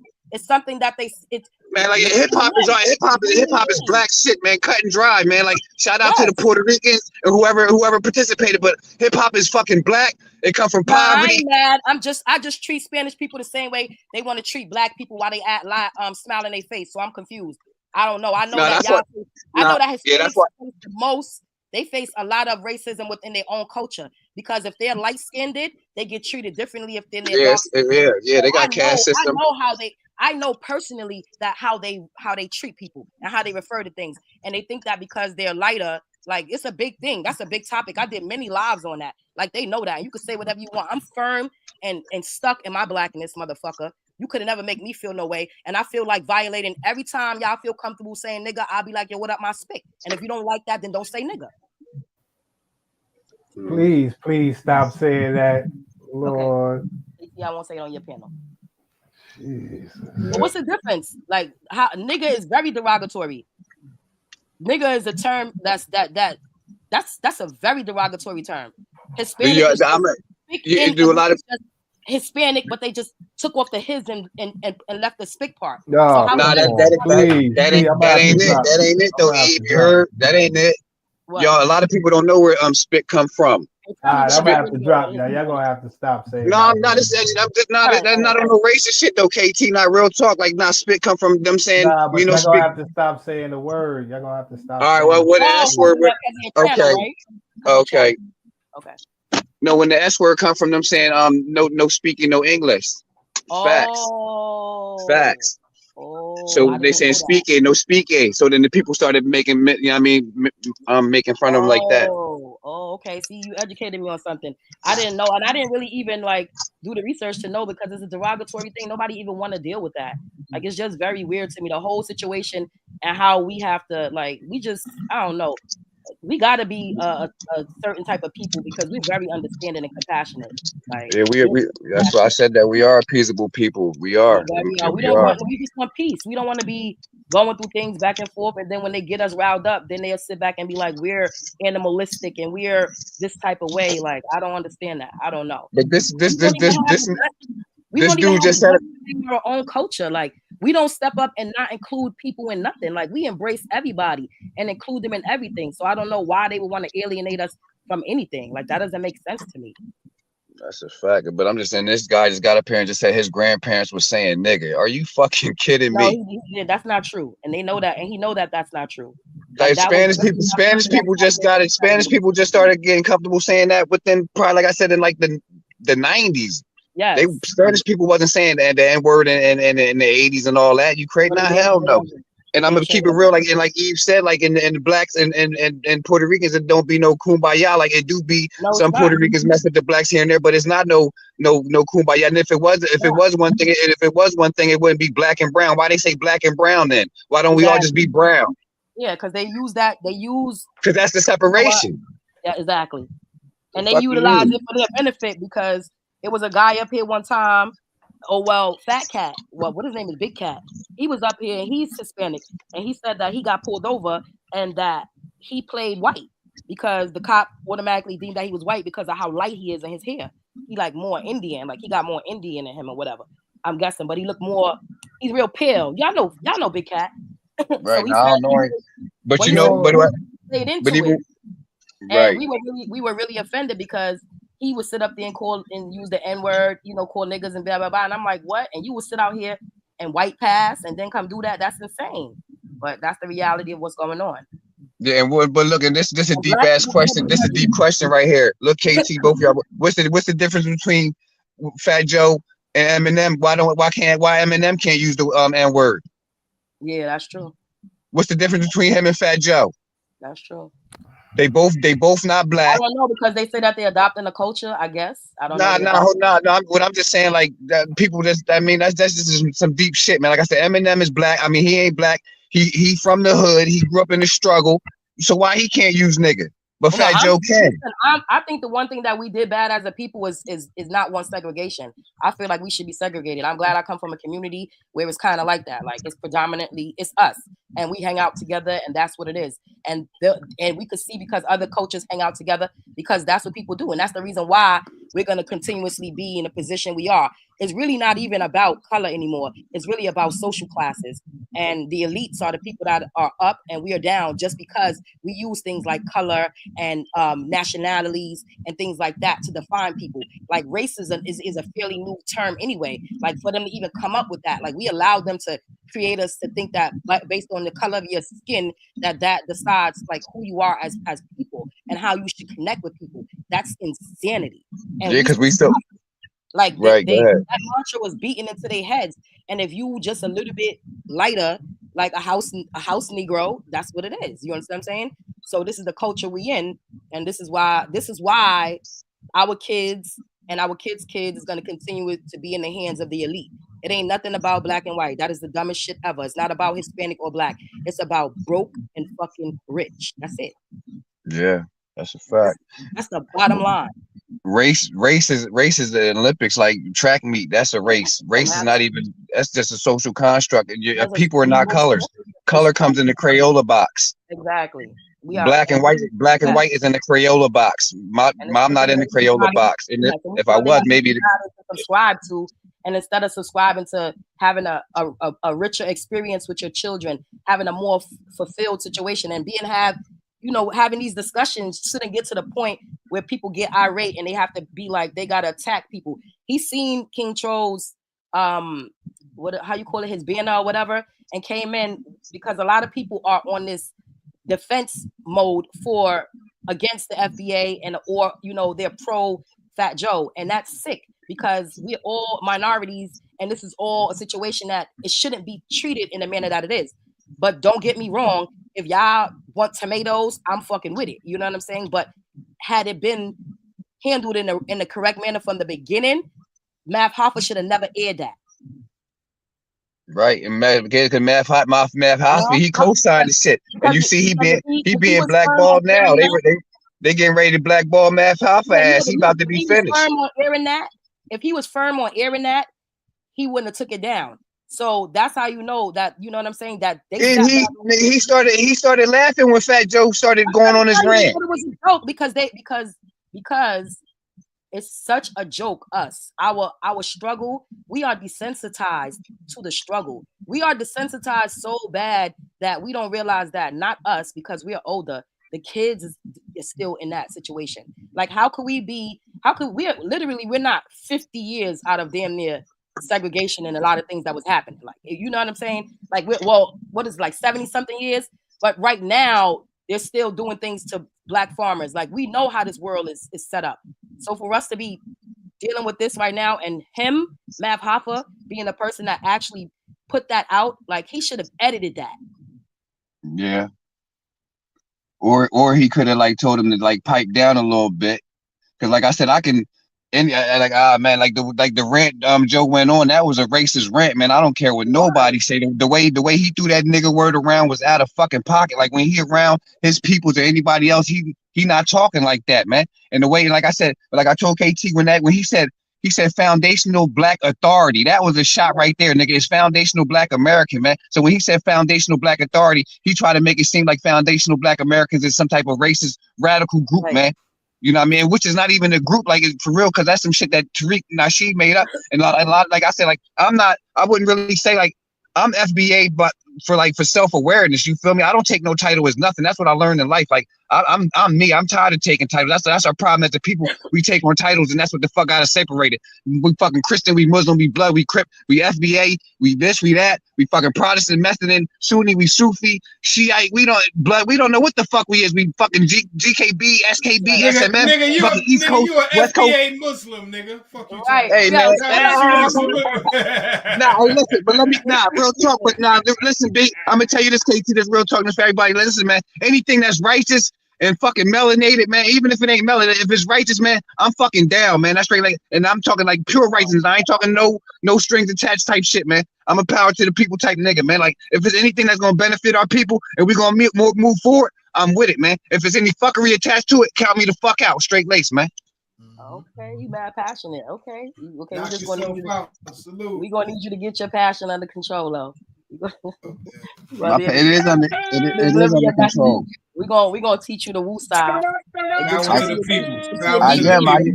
This is my Wu style right here. When I get off of here, like, you know what I mean? I was like, even when, a lot of times I don't get on the panel, but when I do get off and I get, not even arguing, but if we just building like this therapy, you feel me? We just building. That's what I was trying to tell this nigga earlier, but he's so fucking arrogant. He wanted to fucking argue. He wasn't looking for no bill. Even he jumped on fucking Juicy neck. Then when I came in on some peaceful shit, he tried to jump on my neck. Nigga, fuck you, nigga. No, we watched it. You did right. That's why I came up here to tell you, like, he calmed down. The fuck you talking about, nigga? I know his vibe. I know what he was trying to do. And I was like, nah, Bobby, don't even think that's falling on deaf ears. That motherfucker. That nigga sound like an old dope fiend when you said that shit too. When you say you do it, like, I can hear the dope. I can hear the dope. I'm from the city. I can hear the dope in his voice. You heard? That's a fact. Yeah, get out of here. Trying to kick that. Sister. Yeah. I did my homework. I'm always fast on it. Yeah. Nobody. What you said? You from Highbridge? I just spoke to fucking dog too. Nigga, what dog you said? Nigga, you talking about the wrong people. Yeah, he bugging. That's how I'm telling him. Niggas in Highbridge do not fuck with you, nigga. Get out of here. Nah, I ain't gonna say he ain't nobody, though. I just put the kite out. He ain't nobody. Yo, you so stupid. We could tell by the way he was talking. Fuck him. I'm just saying, why is it that they gotta They got to jump. I went down to the little niggas. Kitty, your mic is messed up. No, your mic is messed up. Go to my phone. Is it my computer? Kitty, your mic is messed up. My mic. Is her mic good, y'all? Yeah, your mic is not mic. Your mic ain't micing today, baby. You know you be micing, and I don't. I be having my hand over my mic. I don't even know how I be doing that. Something wrong with my mic, KC? For real, I'm not. Why would I tell you anything different? I'm not gonna Yeah, sit up here. it's in and out. Your mic in and out. It's in and out. It's in and out. Yeah, but at the end, at the end of the day, man, like I said, I'm for the people, man. Like whatever, man. Like long as it's righteous, man. But I'm with the shit I think there's a whole bunch of confusion, and a lot of people don't like. If you don't stand for nothing, you fall for everything, and y'all gotta be firm in what y'all believe. Like that shouldn't change based on your emotions or feelings and things like that. That's why for me, this shit is too toxic for me. Like, but no, but that go with us being the people the same way with me and you when we was going through it, and then we pieced it up. Boom, that shit was just. You just said, but you leave it alone. You ain't want it, and then this shit was over. Even when I might have said that, like motherfuckers try to twist my words. What I said afterwards, like I said, what I said, what the fuck I said. If we squashed it, we fucking squashed it, and that's what the fuck it is. You feel me? Because like I said, at the end of the day, motherfuckers is peaceable people. For now, I don't know about everybody, but I am. You feel me? I'm not because you know why? I know how bad it could get. Like why we want it like that? Like we already the most hated people already. So why am I, helping to further that situation? It's because no, that's a fact. That's why I told fuck. That's why I told you. You like, hold on, like, cause you ain't hear me when I told you when you said that shit the other day, and then now when you was talking about that fucking the black man ain't feared, nigga, you was going fucking crazy on that shit, nigga. Like, nigga, I was blocked too out, nigga. I wanted to hit the fucking link, nigga. You was going crazy. That was some heavy shit. Like, you need to get on that speak on them that type shit, nigga. You was in your fucking bag on that. I'm done. I was talking to KT. I'm done. Like I can't because this is contradictory to who I am and I like where they at. Like everybody that was supporting people that was violating and doing whatever. Like I've been out here gunning niggas down, violating. Like, and there's a whole bunch of behind the scene things. And when I see genuine people, I could step up and speak to them. A lot of these niggas out here, they act like they this and they that. They're not. Like a lot of people fake as hell. Let me tell you something. They broken and they phony. And I'm not biased. I'm not better than nobody because I feel short every day. Right. We all go through our shorts. That's a fact. And I get dark, but I stand on a creed that if I'm not pushed or violated, then I'm not gonna respond. Like I'm not a bully, and I don't be sitting out here trying to provoke situations. I would rather enlighten. Like I came here literally to enlighten and connect with people, and they trolled me at that time. I didn't know that's what that was. This ain't about me, but I'm saying it's a problem with our people that they got this dog pile mentality, like the whole herd, like jump on. But it's no herds when you saying we're gonna go do something positive. It's no herds when we saying that we're gonna elevate and uplift. It's like you can get some people together to talk shit and violate, or 15 people to come together and be like, we hate this person and do all that, but you couldn't get them together and say we're gonna construct something that can actually be beneficial to you and yours. Right. And not to cut you off, and I ain't trying to harp on the old shit, but that's the same shit that when you said like I was being attacked, and that's why I was reacting in a dark manner. You feel me? And that's real shit, not to harp on old shit, but like you know what I'm saying? No, and that's a problem because that's still something that we make allotments and justifications for ourselves. We got to take accountability because if that ain't in you to argue with women, no matter what a woman say, you're not gonna hear her because it's men up here that's never gonna violate and get into it with a woman, and no matter how low they get, you know what I'm saying? It's just because you trained that way. Like I come from militant people, like my sons, my brothers, that I never seen them have words back and forth like that. Yeah, their girl is annoying. They're gonna walk away or they have whatever words, but they probably had it in private. I've never seen that. Like, and the craziest thing about it is, and I know a lot of people won't ever understand this, nobody has never spoke to myself. I've never heard people speak to women the way that they speak to women up here in my life, like in real time. I only seen hoes, like, the hoes that's getting beat up on the track and junkies getting talked to like the way they speak to females up here. That shit was a culture. This dirty sector is fucking toxic. I can tell you that. Because like you said, I came from the fucking conscious community. I don't even know how I fucking wiggle. I don't even know, man. Like man, listen, man.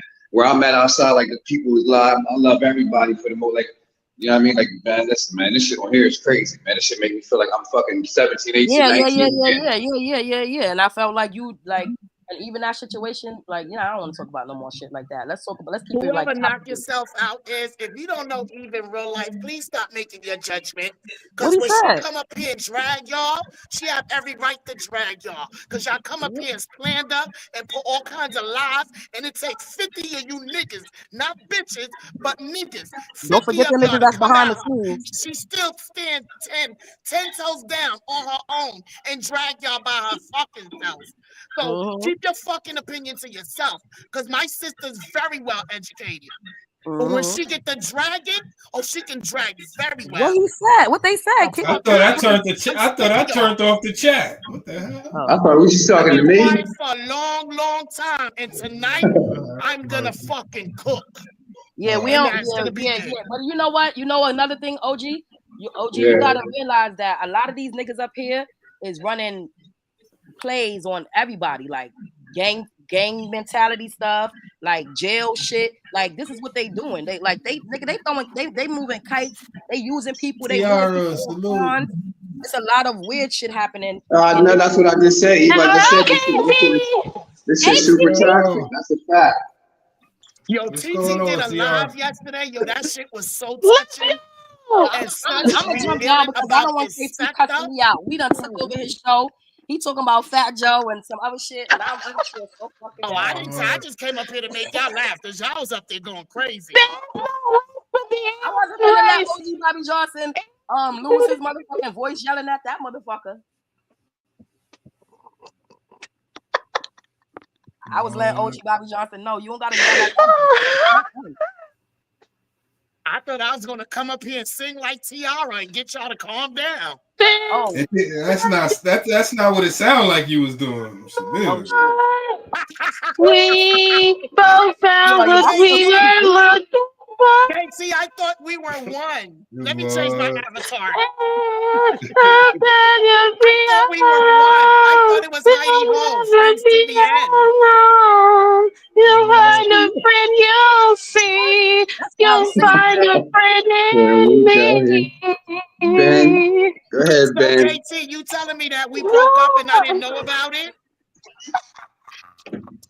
Queen TT, what up, Queen TT? KT, you broke up with me and didn't tell me. Typical Bronx nigga.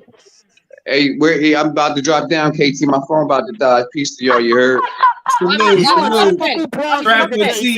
up with me and I didn't know about it? Yeah. Hit Yeah. Man, I don't know what y'all talking about. Some stuff to send to you, okay? All right. Yeah, I thought we was friends till the end. All right, stay out the way and be blessed, you heard? You can hear, you heard me? Salute, Bobby You heard Johnson. me? You heard me? Yeah. Salute to you. All right, you already. No, but why you say I didn't come up KT, here? my guy. I did come up here. See, look, they not. You already, King. They making jokes. I'm about to go charge my phone. I'm about to be in the chat. They making jokes. I didn't come up here saying anything. I did just wanted to say while they was up there because I don't accuse they little nigga. You know, I just want to hit Don Q up in action. Niggas is still calling you little nigga out here, my nigga. Camera and shit.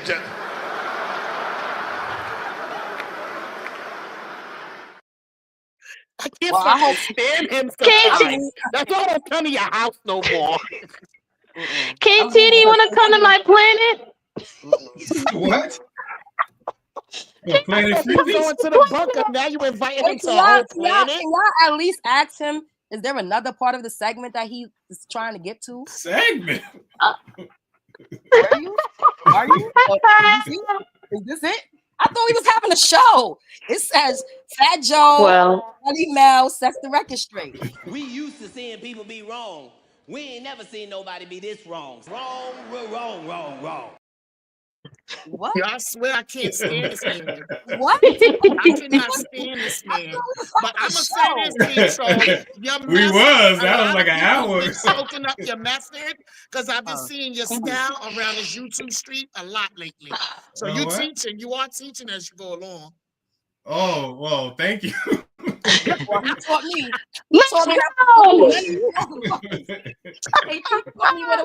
All praises to the Most High.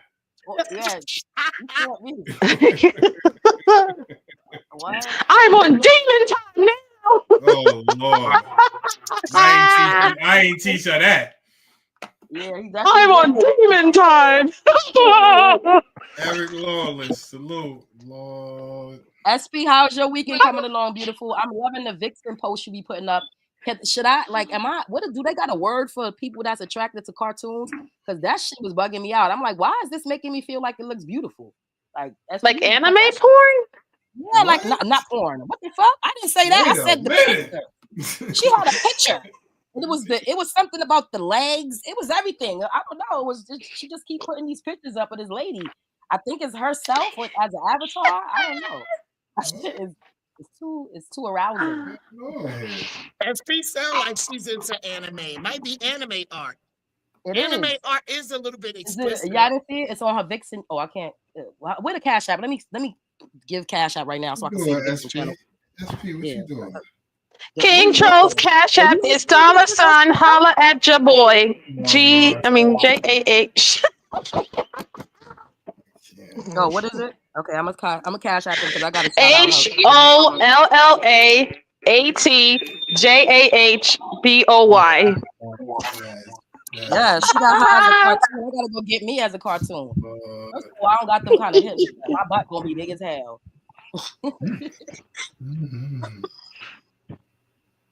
Ooh, that sounds juicy. Ooh la la. Okay. This done took a turn. Oh, you like this? Yeah. First of all, you gotta change that title because I don't want to be up here talking sex. Oh, let me shut up. First of all, I don't want to think about no Fat Joe when I'm thinking about anything sexy. No, I'm dead. I'm sorry, y'all. I'm just You trying to get the sensation like when you bite into a New York peppermint patty? Yeah, something better than that. I'm like, what? Y'all insane. But we definitely did get we got this shit turned up for Friday. I'll tell you that much. I just came up here to use my microphone because I haven't used it in 40 days and 40 nights, and I thought this was the perfect occasion. So I need one of those. Where you get that from? Is that a Yeti? It's a Five Below. Wait, let me see. I don't know. I got mine from Five Below for $7.77. Wait, Five Below is down the block from my house. I can't go outside until next week, but I'm definitely gonna see about getting me one of those. KT, you want to go Five Below? You could go Five Below. I can go more than Five Below, but who's counting? So TT, on our show that we're gonna be doing with the cooking, I think that we should be wearing like very, very, very nice aprons and stuff like that, and booty shorts or something. I do have a pair of booty shorts that I haven't worn since the summer. I only wore it like one time. Cooking with Kaya. She got a fucking million views. She got 1 million subscribers. She blew up. Who is that? I still haven't seen. I gotta check that out. What? God, Swizzy, don't start your shit. With Kaya. She's dope. I love her. Yeah, she's so cute. She's just a natural hearing girl. About this cooking with Kaya. And all the ladies hate her because she makes food that like food that a regular cook would make. You know how when you watch chef shows and cooking shows, it looks so complex. She's just making stuff like mashed potatoes with gravy over steak, but she's just showing you. And a lot of people don't know how to cook. If y'all didn't know this, a lot of women don't know how to cook. So what she's doing is doing that, and then she's showing it like, I'll be the one cooking for your man, but she was just trolling, and the guys liked it, and now the ladies hate her, but they hated her all the way up to 1 million subscribers, all the way up to all type of deals and brand influences. She's good now, and that little girl is only 24 years old. She bought her first car and her first house based on these niggas hating on her on the internet. Wow. Yeah. That's a fact. And now since she did that, we're gonna keep our ass up there. We're gonna be cooking. We're gonna be cooking and shaking our ass too. Fuck that. Okay. We gotta put another spin on the TT. So in the middle of it, you gotta like read. You gotta do something horoscope, some information saying we got win. I'm done. We got win. Or you could just eat the food sexy, like like eat fried chicken in slow motion and like suck your fingers with the extra grease and shit. Like make it cute. Now they're gonna get us flagged. No, y'all. As long as you're not showing any nudity, you can do whatever you want. Mm-hmm. So yeah, we can totally eat food sexy and shit. It's like, yeah, like make eating sexy again. Right. Mm-hmm. Yeah. You know, the mac and cheese sounds like something else. So, you know, just when you're stirring it, you know. I gotta take it down. I can dig it. I go to my head and shit.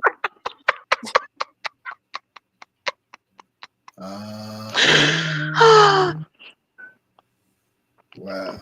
Yep. Mm-hmm. Stir it in slow motion. That's why my secret food channel. Don't worry, y'all figure it out eventually. Only need 9 more subscribers. I'm gonna have a ton of fun over there. King Troll love the ladies. Hey, where did everybody go? Eve, you still here? I'm here. I'm Wait, on the phone. it's just me. Oh, I'm here. Okay. Where Kitty at? She's not up Okay. here. I don't know. Yeah, I'm not leaving. I'm not leaving till KT kick me down. Okay, cool. So then it's just me and you, KT.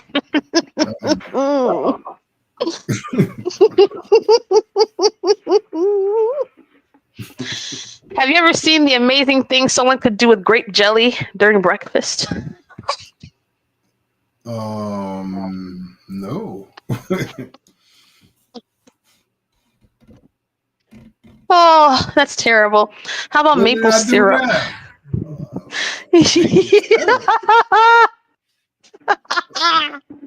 The amazing you do with grape jelly and maple syrup. Maple syrup. Mm-hmm, maple syrup. That sounds like a sticky situation. Oh, it is sticky. Super sticky. Honey, maple syrup, grape jelly. Okay. Oh. I wonder how I'm gonna get out of that. Oh, you're not supposed to get out of it. You see, you're just supposed to stay there and deal with it. Okay. Wonder how I'm gonna deal with that. You're just supposed to deal with it. Like, you're not supposed to do anything. I mean, unless you want to reverse it, that's on you, but you're just supposed to sit there and deal with it. I didn't kick you up. That's a lie. You see what's going on here? Diamond, come back up here. I can't get a win. I did not kick you off. Don't worry, you can make it up with frosting and sprinkles. Oh. Mm-hmm. Anyone ever turned you to a human cupcake? Oh, what? What is A that? human cupcake. Has anyone ever turned you into a human cupcake? No. Sounds interesting. That's sad. I feel bad that you didn't have that experience. What is that? A human cupcake? Like, you know, have icing on you and like sprinkles. So you must be 1 year old.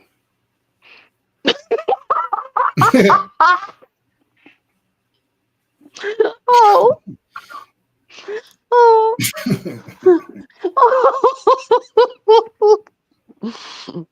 Well, the idea is at some point the candle has to get blown out.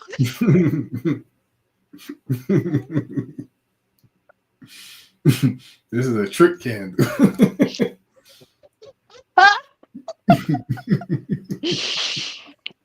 At some point the candle has to get blown out. And then it's time to eat the cake like it. I am done. Oh.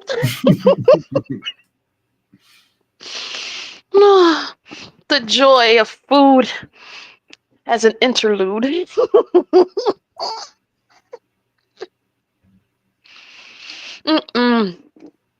Well, wow.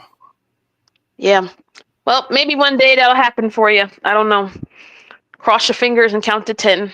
Click your heels 3 times and you're home. Yep. For real? Mm-hmm.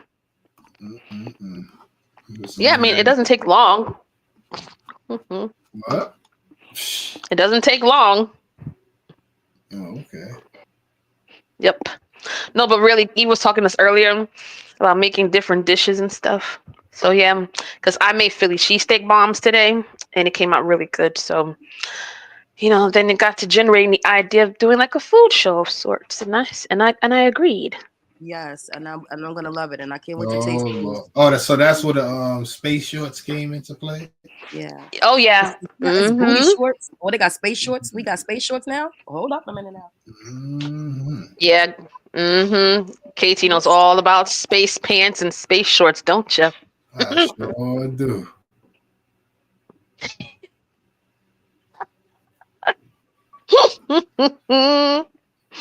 I remember all of last year he kept saying that nobody knew what he was talking about but me. I'll leave that for y'all imagination. KT, why you kick Kitty? She's typing in the chat. You kicked her out. I did not. Lord. Hi, Sky Swizzy. I can see the chat. I don't know. If she wanted the link, do you want the link? Because I did not kick you off. Yeah, she's not gonna say give me the link. She just said you kicked her out. Right. Bring her back up here. Lies. Spreading lies. I did not kick you off. Yes. Why would I do For the that? first cooking segment, we're going to turn KT into an ice cream sundae. Oh, that'll be nice. Okay. Yeah, we gotta have another lady back with KT over there. You get a banana split. I don't know. I think this sector should be like calmed down now because you know, outside of the dysfunctionalness, we should probably be able to I don't know. No, this should have never changed. They're gonna find a problem where there ain't a problem. Let me stop bothering Katie for people start labeling us whores and sluts. Oh, they could label all they fucking want. That ain't gonna change shit. KT is one of the top people in this sector, and they know that. They know it. That's why they come in here too. And we up here talking about what are we talking about? Fat Joe, whatever. Now we I don't know. Shit. KT is one of the top people in the sector. They know it. They can't fade him. There's somebody punching the air right now watching. Y'all just trying to. I can't stand this nigga. Yeah, we trying to line you up, motherfucker. I'm the barber. I'm trying to line you up. No, now you the barber. No, you the beauty shop. The beauty. Yeah, I'm the beauty shop. Yeah, I'm the beauty shop. Ew. I like. You trying to get your ass in the chair, KT. Oh man. Listen, we don't got to put you in no drama. You drama full. Oh wow. You got a whole. You hear this, Tiara? You hear this? Now your name is Saint KT. Now y'all. Oh, wow. Okay, TT, I'm going in a woman group and talking about your ass right now. Let me get over there. What? Right the fuck now. Hold on. Let me type in this fucking chat. Stop it. Mal. Can I say something, KT, please? It's not negative and it's not promoted. It is promoting though. But it ain't YouTube. All right. Salute to Unruly. I see her on IG doing her thing. That's what's up, girl. What Unruly doing? What? Sugarfoot? Yeah, Sugarfoot over there tearing IG the fuck up. I love it. Yo, I love it. I sent you a video that she did. To everybody. Yo, she is tearing IG the fuck up. See, she moved on to do something different. She up there. That shit fit her. I like what she doing. Yeah. I gotta see this. You ain't go look in your inbox. That shit is hilarious. I really out here living her fucking best life. With no judgment. Like that's the problem. Y'all think that a spotlight effect is happening in your life, that people looking at you or they care more than you think they care or they work. Nobody do. People worry about their own shit. People caring about their own problems and how they hair look and how they man doing and how their situations is. Nobody thinking about your ass. And when you could let that go and be out here and be free, then you can be yourself. Right. And I thought really got her motherfucking face up in that camera, cussing motherfuckers out. I love it. She going after the protected group though, so I can't say nothing. Hey, Unruly, they gonna get your ass. But yeah, hey, Unruly off the chair. She going after a protected group. She better fucking duck. Listen, they gonna come get you, Unruly. Listen, I can't help you with those people. You better call Peter. I'm dead. Oh hell, girl. I'm really doing the same thing.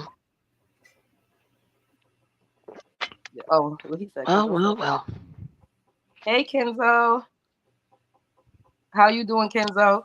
Bobby Johnson, take a chill pill. You got a good spirit. Your revolution ain't over here though.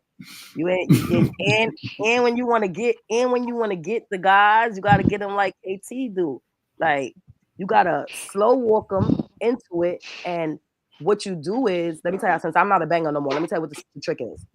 When you let them say it themselves, and then make them repeat it so that they can hear it too. Then you gonna actually see the moment that they understood where they fucked up, and you be like, you don't fucked up, right? And that's it. Like you gotta slow walk them into it. KT was asking him all the questions calmly that made him trip up, see where he was at, double talk. It was beautiful. That's why I was trying to come up here to make Bobby Johnson calm down. Like, talk to me, don't talk to that motherfucker. I mean, Bobby Johnson was spazzing. What? He blamed. Never heard him like that. I was shocked. I was like, I was so shocked. But I felt it because he felt like he was defending the whole culture, and he felt like he was addressing something that was gonna fix it, and that's not it. Like, we can't fix it by addressing the people that are against us. You fix it by addressing the people that are party that believe inside with what you believe, by growing that. You know what I'm saying? And then that way you guys can have an effect on the bigger picture. But yeah, you can't attack. You'll never work. It will never work like that. Like, we are not the majority. We are the minority. Like, do not let these people tell you that. If you know the demographics of how it is set up as far as population, yeah, black people, sit your ass down, because y'all ain't fucking enough. Y'all, because the men out here, this KT platform, god damn, I can't talk about it. Jessica, what do you mean? I didn't block you, you crazy. KT, what would it take for me to convince you to drink some Hennessy on Sunday? Just out of curiosity. Oh, Lord. Drinking Hennessy? I would like for him to drink some on Sunday. People gonna know. Because KT platform is like universal. This shit got me in trouble the last time. I gotta go. My phone is on D&D, and I'm so out of it that I'm not communicating. And they're gonna be like, "Oh, why are you on King Troll?" Like, oh wow! They're gonna just know. Yo. Like, know. It's like King Troll, you get broadcast everywhere. Like, the fuck? Wow. Yeah, for some reason all the women get in trouble when we go on KT. Like, I swear, it's like we get the phone calls. Listen, y'all be getting y'all. Everybody want to blame King Troll. This is unbelievable. Kenzo, it's true though. It's not true. Y'all get yourselves in trouble. No, y'all bring trouble. No, you miss it. No, hear us out, right? So, like, listen. We be over here, right? And like, we have a ball, we enjoy ourselves, we have a good time, and then you get those phone calls, those messages, they be like, oh yeah, I was over there. It's like, we was over there, but it's like, and then sometimes like they don't even, like, sometimes they be in the bushes watching. When it's like, well, you was in the bushes watching, so like, I don't even get you asking us for? Oh, you see, she said no more. I used to back in the day. Yeah, what, 3-4 years ago when I was in the mix, man, everybody's like, oh, you was at King Troll. I'm like, I'm always at King Troll. Oh, hey, Kenny. I'm guilty by association, and so is King Troll, vice versa. People talk shit on him just because I come here. Right. But I just wanted to say to Eve's point a minute ago, she was saying KT was like handling it real control. Like, I'm not glazing or anything, but in my experience, KT he's been consistent with that. He handles it calmly, logically, and consistent. And that's all I would ask for anybody in the debate. Like that, and that's how you disarm people, and that's true conflict. It's the best way. True conflict is to be resolved. It's about you have to have conflict resolution skills. So if you come in here, the first way to disarm a person is to let them know that you're not 100%, and don't use ad hominem fallacies, meaning attacking their character or their characteristics or their traits. You want to deal with the issue at hand. I agree with you 100%. I agree. Let's stick here, and we can both disagree. We can agree to disagree respectfully. Yep. And that is something you that saw. Eve, you saw the Obama and Trump controversy, how they were cordial at Jimmy Carter's funeral, and people were losing their minds on that.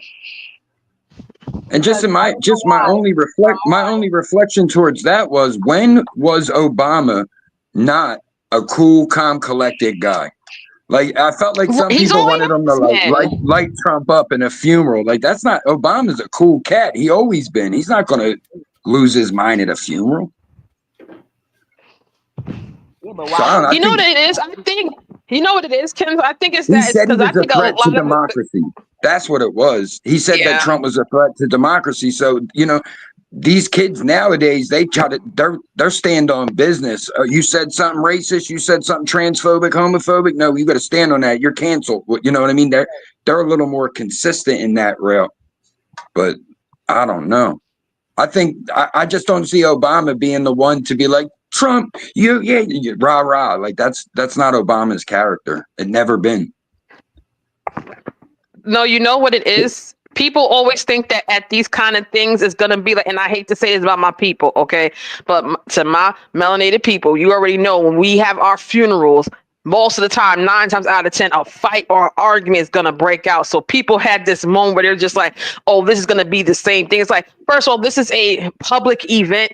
This is a high, quote unquote, class event. This is a funeral for a former president. Like, why would they act up during something like this? And eyes are clearly going to be on them, because look, they looked at Trump and Obama the whole funeral, wondering what they were talking about. I don't care what they was talking about. That's always been something that's been propaganda to me, when they always make it seem who's unhinged and, you know, that performs acts of savagery. And then right in our face, we'll be inclined to be like people grabbing their purse when they see black or brown people coming through. But yet and still, you're looking at the very people that we know the history of, and they're the person that you're looking for to save you. That's insanity, bro. Like, it is. You're safe in your mind. You're like, help me, yes, officer, yes, person. Like, boop, boop, boop, boop on top of your head. But to society, where they would deem us as to be savages, or, you know, unhinged, or, you know, have all these issues, which is crazy to me. Which I'll never understand. That people are unhinged. They're delusional. Celebrating Easter and you know, worshiping saying a bunny could have an egg. Like, we don't question nothing. We don't question a damn thing. We just do it. A lot of people don't know if they're coming or going nowadays. Yeah, because we suffer for lack of knowledge. Because we choose not to. Because the hardest thing in the world to do is be accountable for yourself and to use your mind.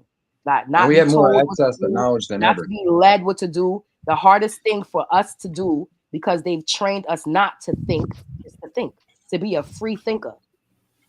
That's the hardest thing. And you could tell by the sector. You could tell by the whole situation. Could you imagine, like, some of the morals we grew up with the access to the internet we had? Like, when we were kids, if you had a question, there's no Google. Like, it depended on how the timing or where you lived, you might have to go to the library and read an encyclopedia. Do you know what I'm saying? It's like nowadays, like you said, you could become SP just said in the chat, a 23-hour course for free here on YouTube. There wasn't shit like that in the 80s. You had to pay hundreds of dollars to go to a trade school for, you know, all those hours. So things have changed so much, and it's 100%. Our heads are in the phone, but we're missing everything. Yeah. People are bitching about TikTok getting canceled. Like, if TikTok is real spyware, it needs to get canceled. I don't care who's making money off it. If it's spying on us, it needs to go. They're not canceling it. They already decided that they're staying. But that's what I'm saying. If they could prove it's actually spying on Americans, like, in my opinion, they had 5 years.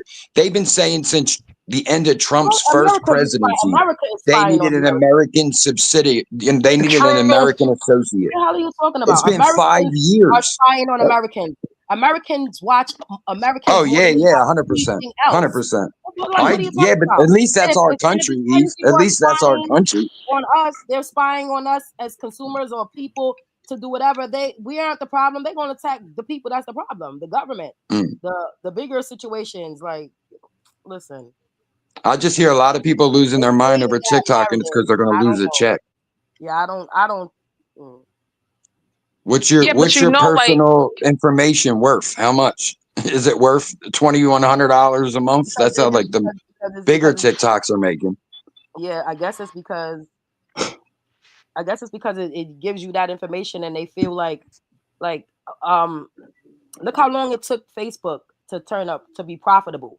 You understand? A lot of people thought because of what it was worth, but it wasn't profitable, and it's only the business that it is because it's for you to sell stuff to people because they And have Zuckerberg's turning on all his morals. They know when you wake up, they know when you go to sleep, they know everything based on when you typing it. I'm eating lunch right now, so they eat lunch at this hour. Oh, I'm over here, I'm doing this. They get to know the patterns. That's that algorithm.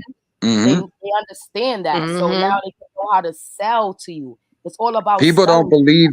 People don't realize how deep that. Like we all just even. KT, we hear KT use the word algorithm. We all use the word get in the algorithm. Like on YouTube, it might have a different meaning, but on Facebook, like the algorithm is like a supercomputer that can predict your every movement. It's a little different. Like they have a documentary on Netflix about it.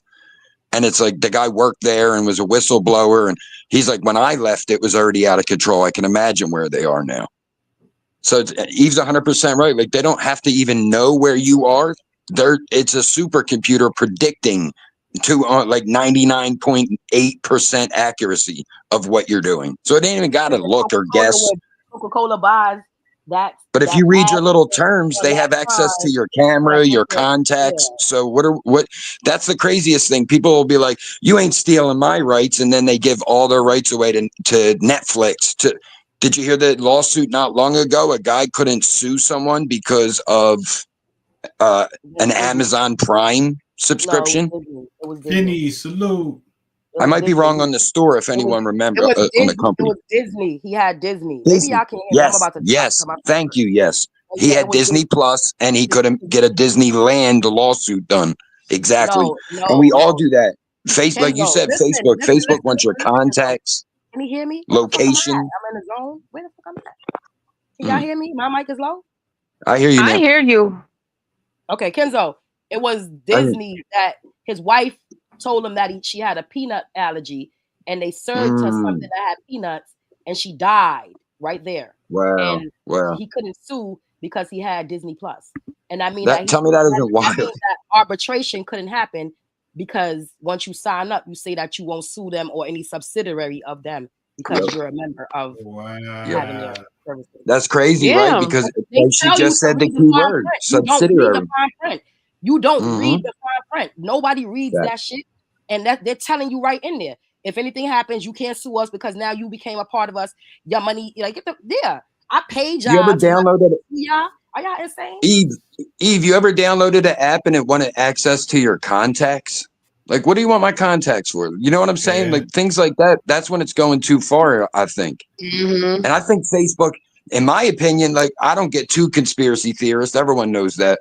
But when you see that on Facebook where they go, share a picture of someone you love from 10 years ago. To me, that's just making a database stronger. You want me to show you what I look like 10 years ago so your facial recognition can get smarter. I'm good. Y'all could share your little pictures of this. I'm good. You don't see me participate in none of that because I believe that's what it's for. The Puffy, salute. But let me ask y'all a question. Huh? You still getting on? Yeah, I'm good. Ready to go now. Let me ask y'all a question. Do y'all be claiming them third-party lawsuit checks, like because y'all was like the privacy and stuff? Do y'all be claiming those pop-up things where if you see those things and they telling you a class action suit, make sure you opt out. Opt out from a class action suit, and if you want to, if you was a part of it, like if you had, like say, like you had a class action against AT&T, and they're gonna give you a check for $10 or $1.10, some shit like that. Make sure you opt out, and the same thing that they got sued for, you can go sue them for that and get real money too, because the case already happened. So you already know that. You understand what I'm saying? A judge already judged that they were wrong in whatever they done. So why take it as a class action and get a part of the money with everybody else? No, I'm gonna sue you myself. So never be in a class action. Always remove yourself. See, I'm not trusting anything email. Yeah, I don't trust email at all. Always opt out. Everything on email is a scam. You'll get it. It'll look like it. I watch the scammer channels here on YouTube. They bust these guys. It looks like your actual bank. And then they send you this program that they get control of your screen, make it look like you sent money or they sent extra money, and now you got to pay them back with gift cards. That it's all so many scams on here. It's crazy. That's true. That's true. And I see the little tricks they pulled. They almost got me, but I was real hip to it. Like they got me a little bit, but I caught it right after I did it. So I canceled my card real quick, and it was Frank from Morals Over Money. He was doing a giveaway. His IG is King FR for King Frank, _ This person did .King FR. So most people don't even realize that. Didn't even realize that dot was there. And essentially, it's like a credit card. They copy your card. I caught it right after. I'm like, wait, that name looks weird. And I just canceled because I have that luxury, thankfully, on my bank app where I could just block the card, lock the card, or cancel the card. And I just canceled it. But they're so hip today. I see it when I go to big YouTubers. I'll comment and it'll look like them. Text this to Messenger. And then you see the content creator like, that's not me. Don't do that. A lot of this shit's scams. A lot of this shit is scams. It is. That's why that's why I asked that question. I know there's a lot of. If it's a lawsuit, they're going to call you. They're going to mail you. I ain't trusting email for shit. All right, bet. You know my name now? You should be able to find out where I live. Send me something to my home. Thank you. Call my phone number. I ain't trusting an email. People out here, I'll give you a brand deal on Instagram. Yeah, sure you will. I don't know. Be skeptic. That's all I say. When it comes to stuff on the internet, always be skeptic. You know what I mean? If it sounds too good to be true, it is. There's no such thing as free money. Not in your case, just generally speaking.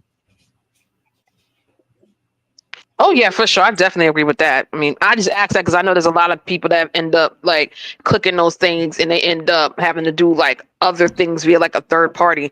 And I'm very weary against those things. Like I've done 2 of them, I ain't gonna lie. And I got like about maybe a good total of $75 out of both of them combined before.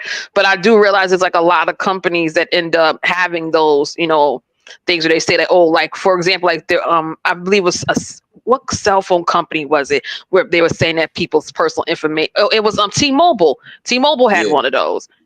Elite, so I'm like there's always a thing where they're saying that or at one point was TD Bank. Like we had a TD Bank account. They were saying that your information was leaked to a third party.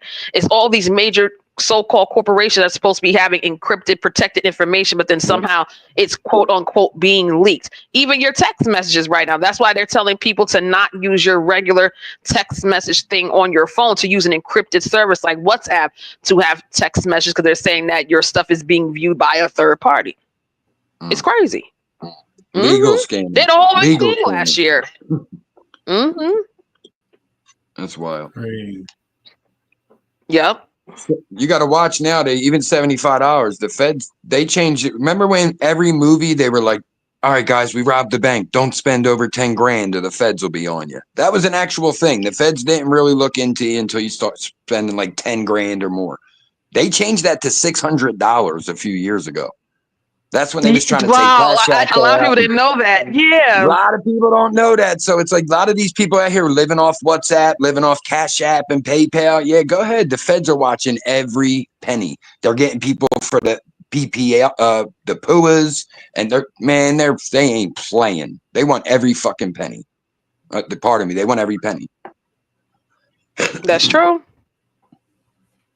I watch these videos all day long. People losing their minds. It was 3 years ago. Why are you locking me up? Like, all right, you owe 60 grand. We gave you 60 grand and you lied. That's why. It's fraud. That's the problem. We all act like, even the people I've been a fucking criminal half my life. A lot of criminals act like once they get, oh, this is crazy. No, it's not. It's fraud. We knew it when we did it. That's why it's a crime. We knew we were committing a crime because it's fraud. Like, we got caught, eat it. Yeah, exactly. Every time you get away is a plus for every time you get caught. That's what you got to remember. Ah, shit, I got away 10 times. They got me once. Okay. But I get it. Look, people, oh, this person's scamming this. Look, I ain't trying to mess up people's money, because out here we do got to do whatever we can do to make money. I've been in a position where I had to hustle while I worked. I held a 9 to 5 and I hustled on, you know what I'm saying? So it's like, that shouldn't even be, Kels had to work, I had to work and hustle and just to survive. No, that's weird, bro. That should not be. We had decent jobs. We weren't working at McDonald's. Right. But everyone's in that position who don't have to hustle, even people who legally hustle.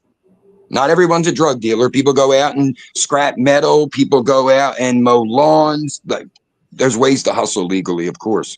Buy a car, do $10 worth of work and flip it for 500 more. That's legal.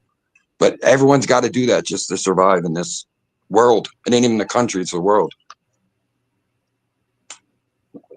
Shit's going to come to a head. That's why I'm saying, people in the chat, like, oh, we got to be divided.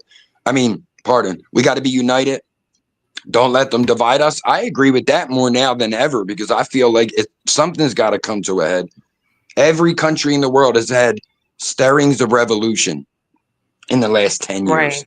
Even places with dictators like China, like South Korea is going through the craziest shit ever. They had a plane crash and people weren't even worried about 100 and something people. Like, they were worried, clearly. But it's like, yo, we're trying to impeach and beat the shit out of this president. We ain't got time for that. It's like the world is in chaos and no one's really talking about the whole picture. That's very true. Huh? And the only thing I wanted to say about the Fat Joe point is, I do agree with what I was hearing. Fat Joe's whole rhetoric did sound very dividing. And I think all it really did was bring up a lot of gatekeeping.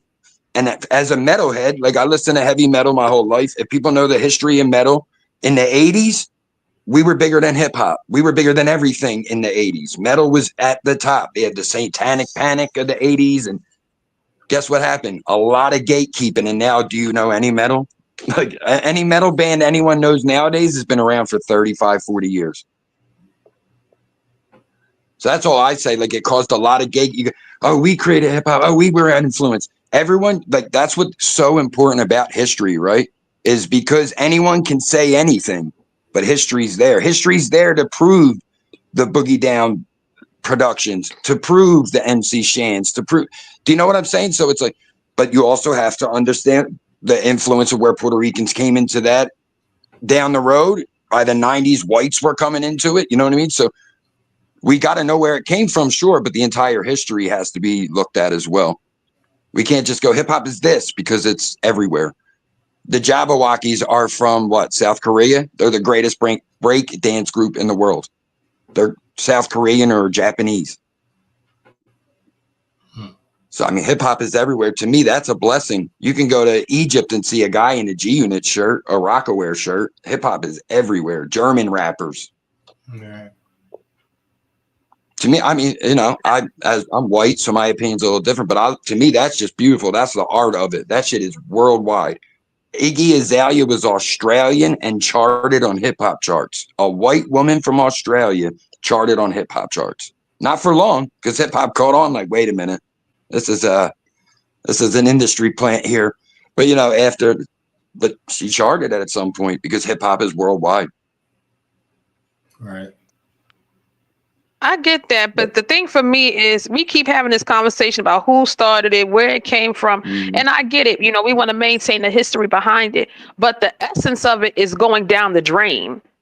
Because when people describe hip hop now, we're not dealing with the fact that hip hop was not just, because I don't know who was up here that said this earlier, and I really disagreed with it, but they said something on the lines of like, people listen to hip hop when they want to go out and do something dangerous or whatever it was. And it's like, nah, it was more than that. Like, hip hop was about storytelling. There was advocacy. It was about standing up for your rights. Like, there's a lot of things that used to be entailed in the culture of hip hop. It wasn't just about selling drugs and like what they do now as far as women and all that. People talking about sex and, you know, their body parts and drugs. Like, there really was a message in the music. That was how we managed to start certain movements and get certain things to be brought to the forefront. We used it to advocate for people who were victims of certain even crimes in this country. We spoke about political topics in the music, you know? So we don't even have that. So we can talk about all day about who started it and all that. No, let's talk about the fact that the essence of it is dying and it's becoming commercial, and only one set conversation is being had in the music, where these kids think all there is lean and drugs and, you know, your body parts. They don't know where we come from. Where in the 80s, like, we were proud to be, you know, a part of that culture. The fashion was different. You know, we were saying, like, no, say no to drugs. You know, it was used for positivity in many cases. It's not our fault that in many instances we used it as an outlet to express our anger towards the government, towards, you know, social division and all that stuff. So we can talk about it, but let's talk about how it's slowly slipping beneath the cracks, and there's no reality in it anymore. Let's have that conversation. Yeah. I heard someone once say our generation raps was for drug dealers, and this generation's for drug addicts, users. Ooh. Drug users. And I felt that in a way, because like at least the rhetoric, the words, the bars, they do come off that way, right? Like you just said, nowadays it's lean and partying. But I think that's what we don't. Hip hop in the beginning, right? In the very, very beginning, MCs weren't as important as the DJ. The DJ was the man. The MC was just there so you weren't bored while you were just hearing a guy scratch. So he was like, give me a, you know, he became the hype man essentially. Then we got a little further down the road, you started getting Curtis Blows, and that's exactly what you're talking about, like a message. White Lines wasn't about doing cocaine. It was about what cocaine was doing to the inner city. So, you know what I mean? But then we moved on. Then you got, quote, gangster rap. Things changed a little bit. Now we're getting the perspective of the guys who were rapping before might have been talking about or maybe idolized when they were kids. Now we're getting their perspective. We're getting the OG on the block. We're getting the boss of the block's perspective. 2000s was hustlers.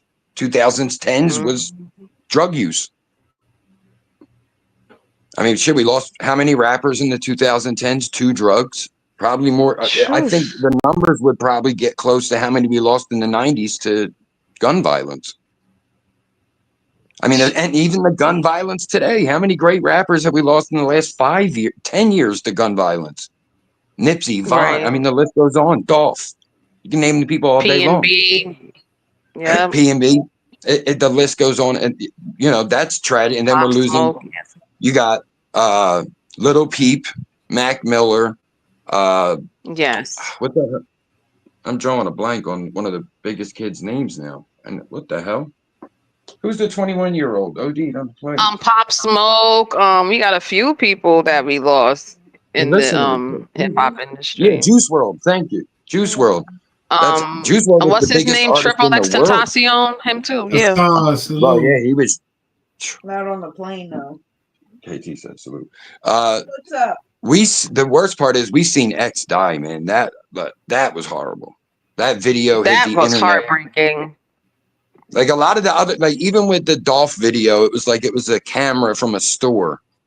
You know what I mean? It was like the video of Eckstein was a fan running up with their phone recording. Like I seen that man take his last breath.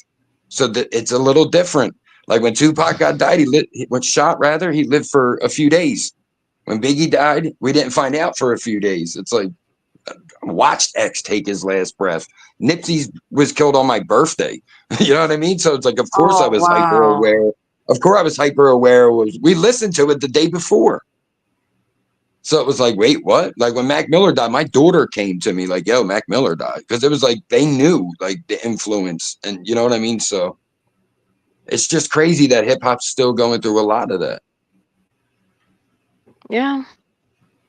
That's what I'm saying. We're not having the important conversation. Like we're not having them. We're not having the important dialogue that we need to be having. The ones that don't get the light, right? That's underground now.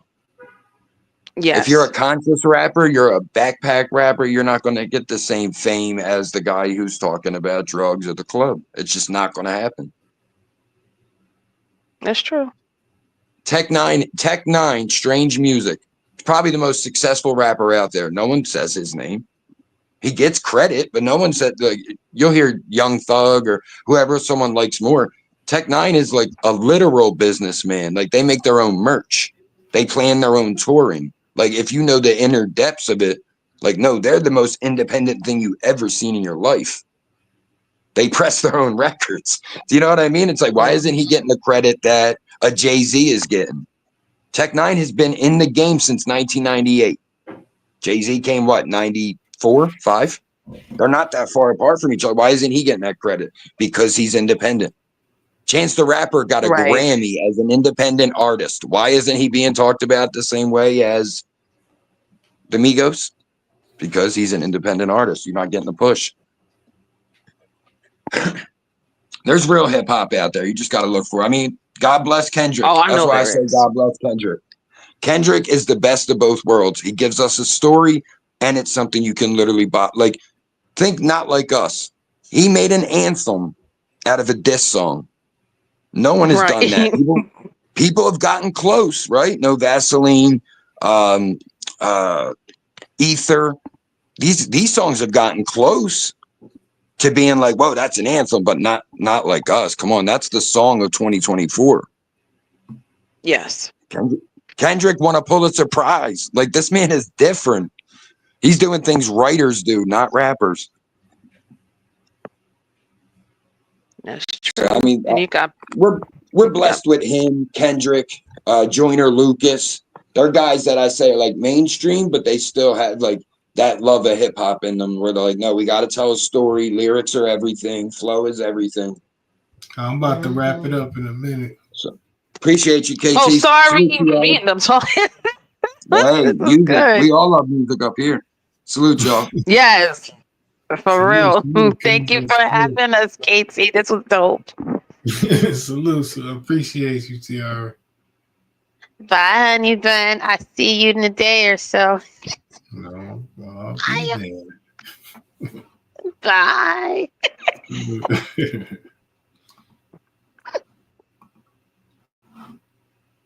Well, and another one. I'm Big Zai, big old shit popper. You know, that kind of went, you know, it wasn't too bad. It wasn't too bad. Wasn't too good.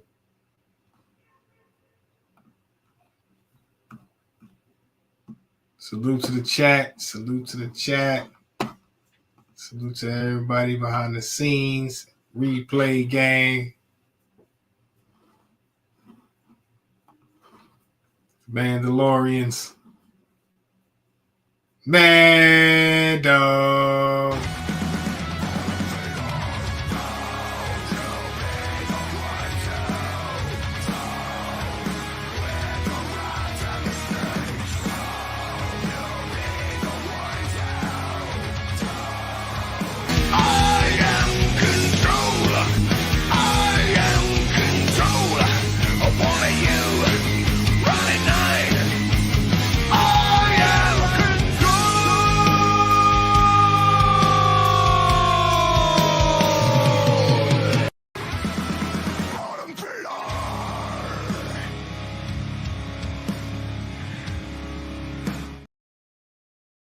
I just want to say from the bottom of my heart, I'd like to take this chance to apologize to absolutely nobody. The double champ does what the fuck he wants.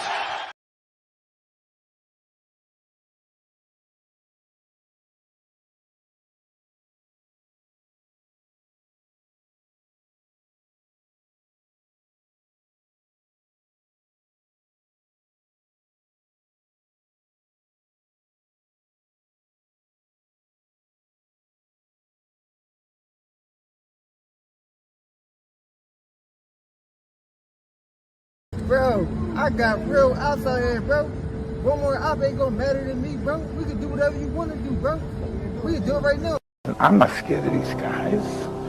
These guys think they intimidate me, and they think that I think that they're scared. Oh well, if they're scared, that's all. No, I'm gonna bring the pain to them, and that's all it is. Then we go see how tough you are. Tough guy. I like tough guys.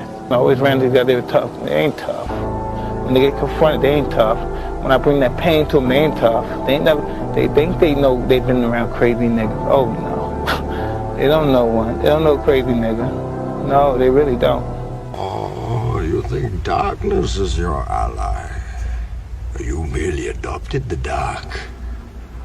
I was born in it, molded by it. I didn't see the light until I was already a man. By then it was nothing to me but blinding. Get your ass up out the car, nigga. Get the fuck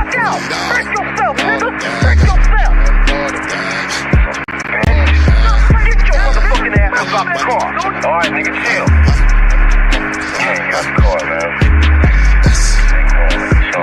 Nigga, don't let me rush you. Get your ass up out the car. Get up out the car. Alright. Alright, nigga, I'm coming.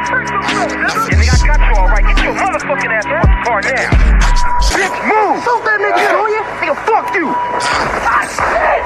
Fuck you! Get up out the car! Oh, shit, that's cut. Hey, they getting jacked! Money. I'ma need all the bitches. I've been up in all the places. Still trying to avoid a witness. They told me your boy was snitching. We don't condone none of that shit. Nigga jump out the pot, do a backflip. I never trick off on the side hoe. Just give it a dick, nigga, that's it. I run up a trick in this bitch. The heck of this bitch. Get head from your bitch. Neck in the whip. Regular shit. Yeah, I had enough of the antics, nigga. Yeah, don't let me catch you in traffic, nigga. Swag it out. Get in front of it, I ain't buying nothing. On the block like Elijah one. Pinky ring, big as Kevin Hart. Ice cubes in it like it's riding on. In the kitchen, cut the pilot on. Shanny's got a nigga nodding on. Like, bro, I'm Michael Jackson and Thriller. It got me walking like a zombie now. Like, hey, I got your bitch at the villa. Got Jenny cooking in my mommy house. Though, nigga, I used to have an Impala. I went ahead and brought the money out. Fuck, boy. Started with number the dollar. And now I bring the little thotties out. Little nigga, I bring the thotties out. What I'm doing, I bring the thotties out. I whip it, I whip it, I whip it, I whip it up. Make the work do Pilates now, little nigga. Yeah. I made the work do aerobics. I used to fill up the focus. I got a plug off a notion. Nigga, I'm rolling. Summer Zans and system. Pots and pans in the kitchen. Nigga, I'm twisted. Couple bands, yeah, I get it. Put the grams on the digit. Need to get with me. Take a chance, fucking with me. Keep my hands on the blick. Empty the glizzy. That's your man, he can get it. 30 round, the extension. The clip is extended. I whip the shit like it's rented. The hoodie, I went got it tinted. I handle my business. Nigga, staying independent. Tell the Sherman, suck my dick. I got my own money. I do it showing like a wanna. Fuck your mother if I wanna. I'm all up on normal. I used to play up on a hill. Dunking feds and informants. You bitches is boring. I'm either falling asleep or yawning. I'm in the trap like 3 in the morning. I gotta get going. I fuck your bitch and let you know it. You gave me sloppy like I told her. I'm telling you, Brody, this ain't nothing what you wanted. I get you clipped for like a budget. A room in the budget. That's a quarter of some loud. Rich porter of the town. I'm on you now. Leave money on the proud. I got a 40 on me now. I pull it, I'm bustin'. I ain't nothing like the others. I beat a nigga with my knuckles. You niggas is pussy. Go to war by my brothers. I put that shit up on my mother. It's guns and butter. I'm just following the cutter. It's rising. Ain't nothing above us. Look at nigga. I'ma need all the bitches. I've been up in all the places. Still trying to avoid a witness. They told me your boy was snitching. We don't condone none of that shit. Nigga jump out the pot, do a backflip. I never trick off on the side hoe. Just give it a dick, nigga, that's it. I run up a trick in this bitch. The heck of this bitch. Get head from your bitch. Neck in the whip. Regular shit, nigga. Yeah, I had enough of the antics. Yeah, nigga. Don't let me catch you in trouble. I ain't playing no defense, I'm coming at you. Get your BM to DM to get you madder. Got a new double drum, fuck a double barrel. Do your boy at that light like he cousin Harold. All I know is these niggas keep testing me. And I know if I pull it, I gotta blame it. You niggas just act like you want to be. You wrote a statement, I don't understand it. Got me saying, goddamn it, I got a plug, he speaking Spanish. He talking like I know the language. In front of the bodega, I'm trapping, hungry than a mother. I'm finna go get me a sandwich. I call it a hero, my mountain niggas call it hoagies. My living room full of parolees, the district attorney. I swear the little bitch she owe me. I smaking a lot with the homies. You fucking jabronis, I know you smell what I'm cooking. I've been in jail since the bookings. My niggas be crooked. Nigga flaw, so I took it. Get you picked like a booker. I'm making this mugger. All this coulda, shoulda, woulda. I smack a nigga cause you wouldn't. The gun in the hoodie. I'ma run up on a pussy. I take all the dough out his pocket. Pussy. Don't let me catch you in traffic, nigga. Fuck the time, I do not chat with nigga. Nigga be talking about trapping, nigga. Till I had to look in my bag and about the action. Try to post in my traffic. You'll be laying on the place. I get off a package. Eating good on my plate. Gave my shooter extra cabbage. These nigga lame. Game carry that weight. Yo, sound like baggage. Sound like baggage. Caught him at a red light with a green light, so I capped nigga. On my block, you see James walking. Beats popping, them K's talking. For all this, could've stayed in Thompson. Either way, a nigga making profit. T-Town got my back, nigga. So you rap niggas better pay homage. I was down on my views and shit, and that's me shit like when you vomit. Ay, cause I'm spinning up on niggas. Usually I don't fuck with niggas. But niggas throwing subs and niggas. I'ma have to load the drum on niggas. Mooney gang, Brazzy gang. I give a fuck who you with, cause we running niggas. Don't understand, it's 100 niggas. Drug dealers and some fucking killers. Try to flex with the cash and the strap. Gon' turn y'all all to strippers.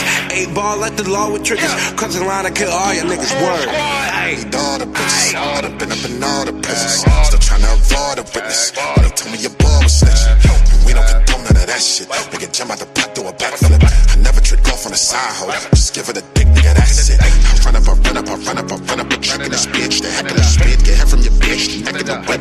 Regular shit. Yeah, I had enough of the antics, nigga. Yeah. DM to DM to get you better. Get in front and I ain't buying shit. Nigga plug, nigga try to stick.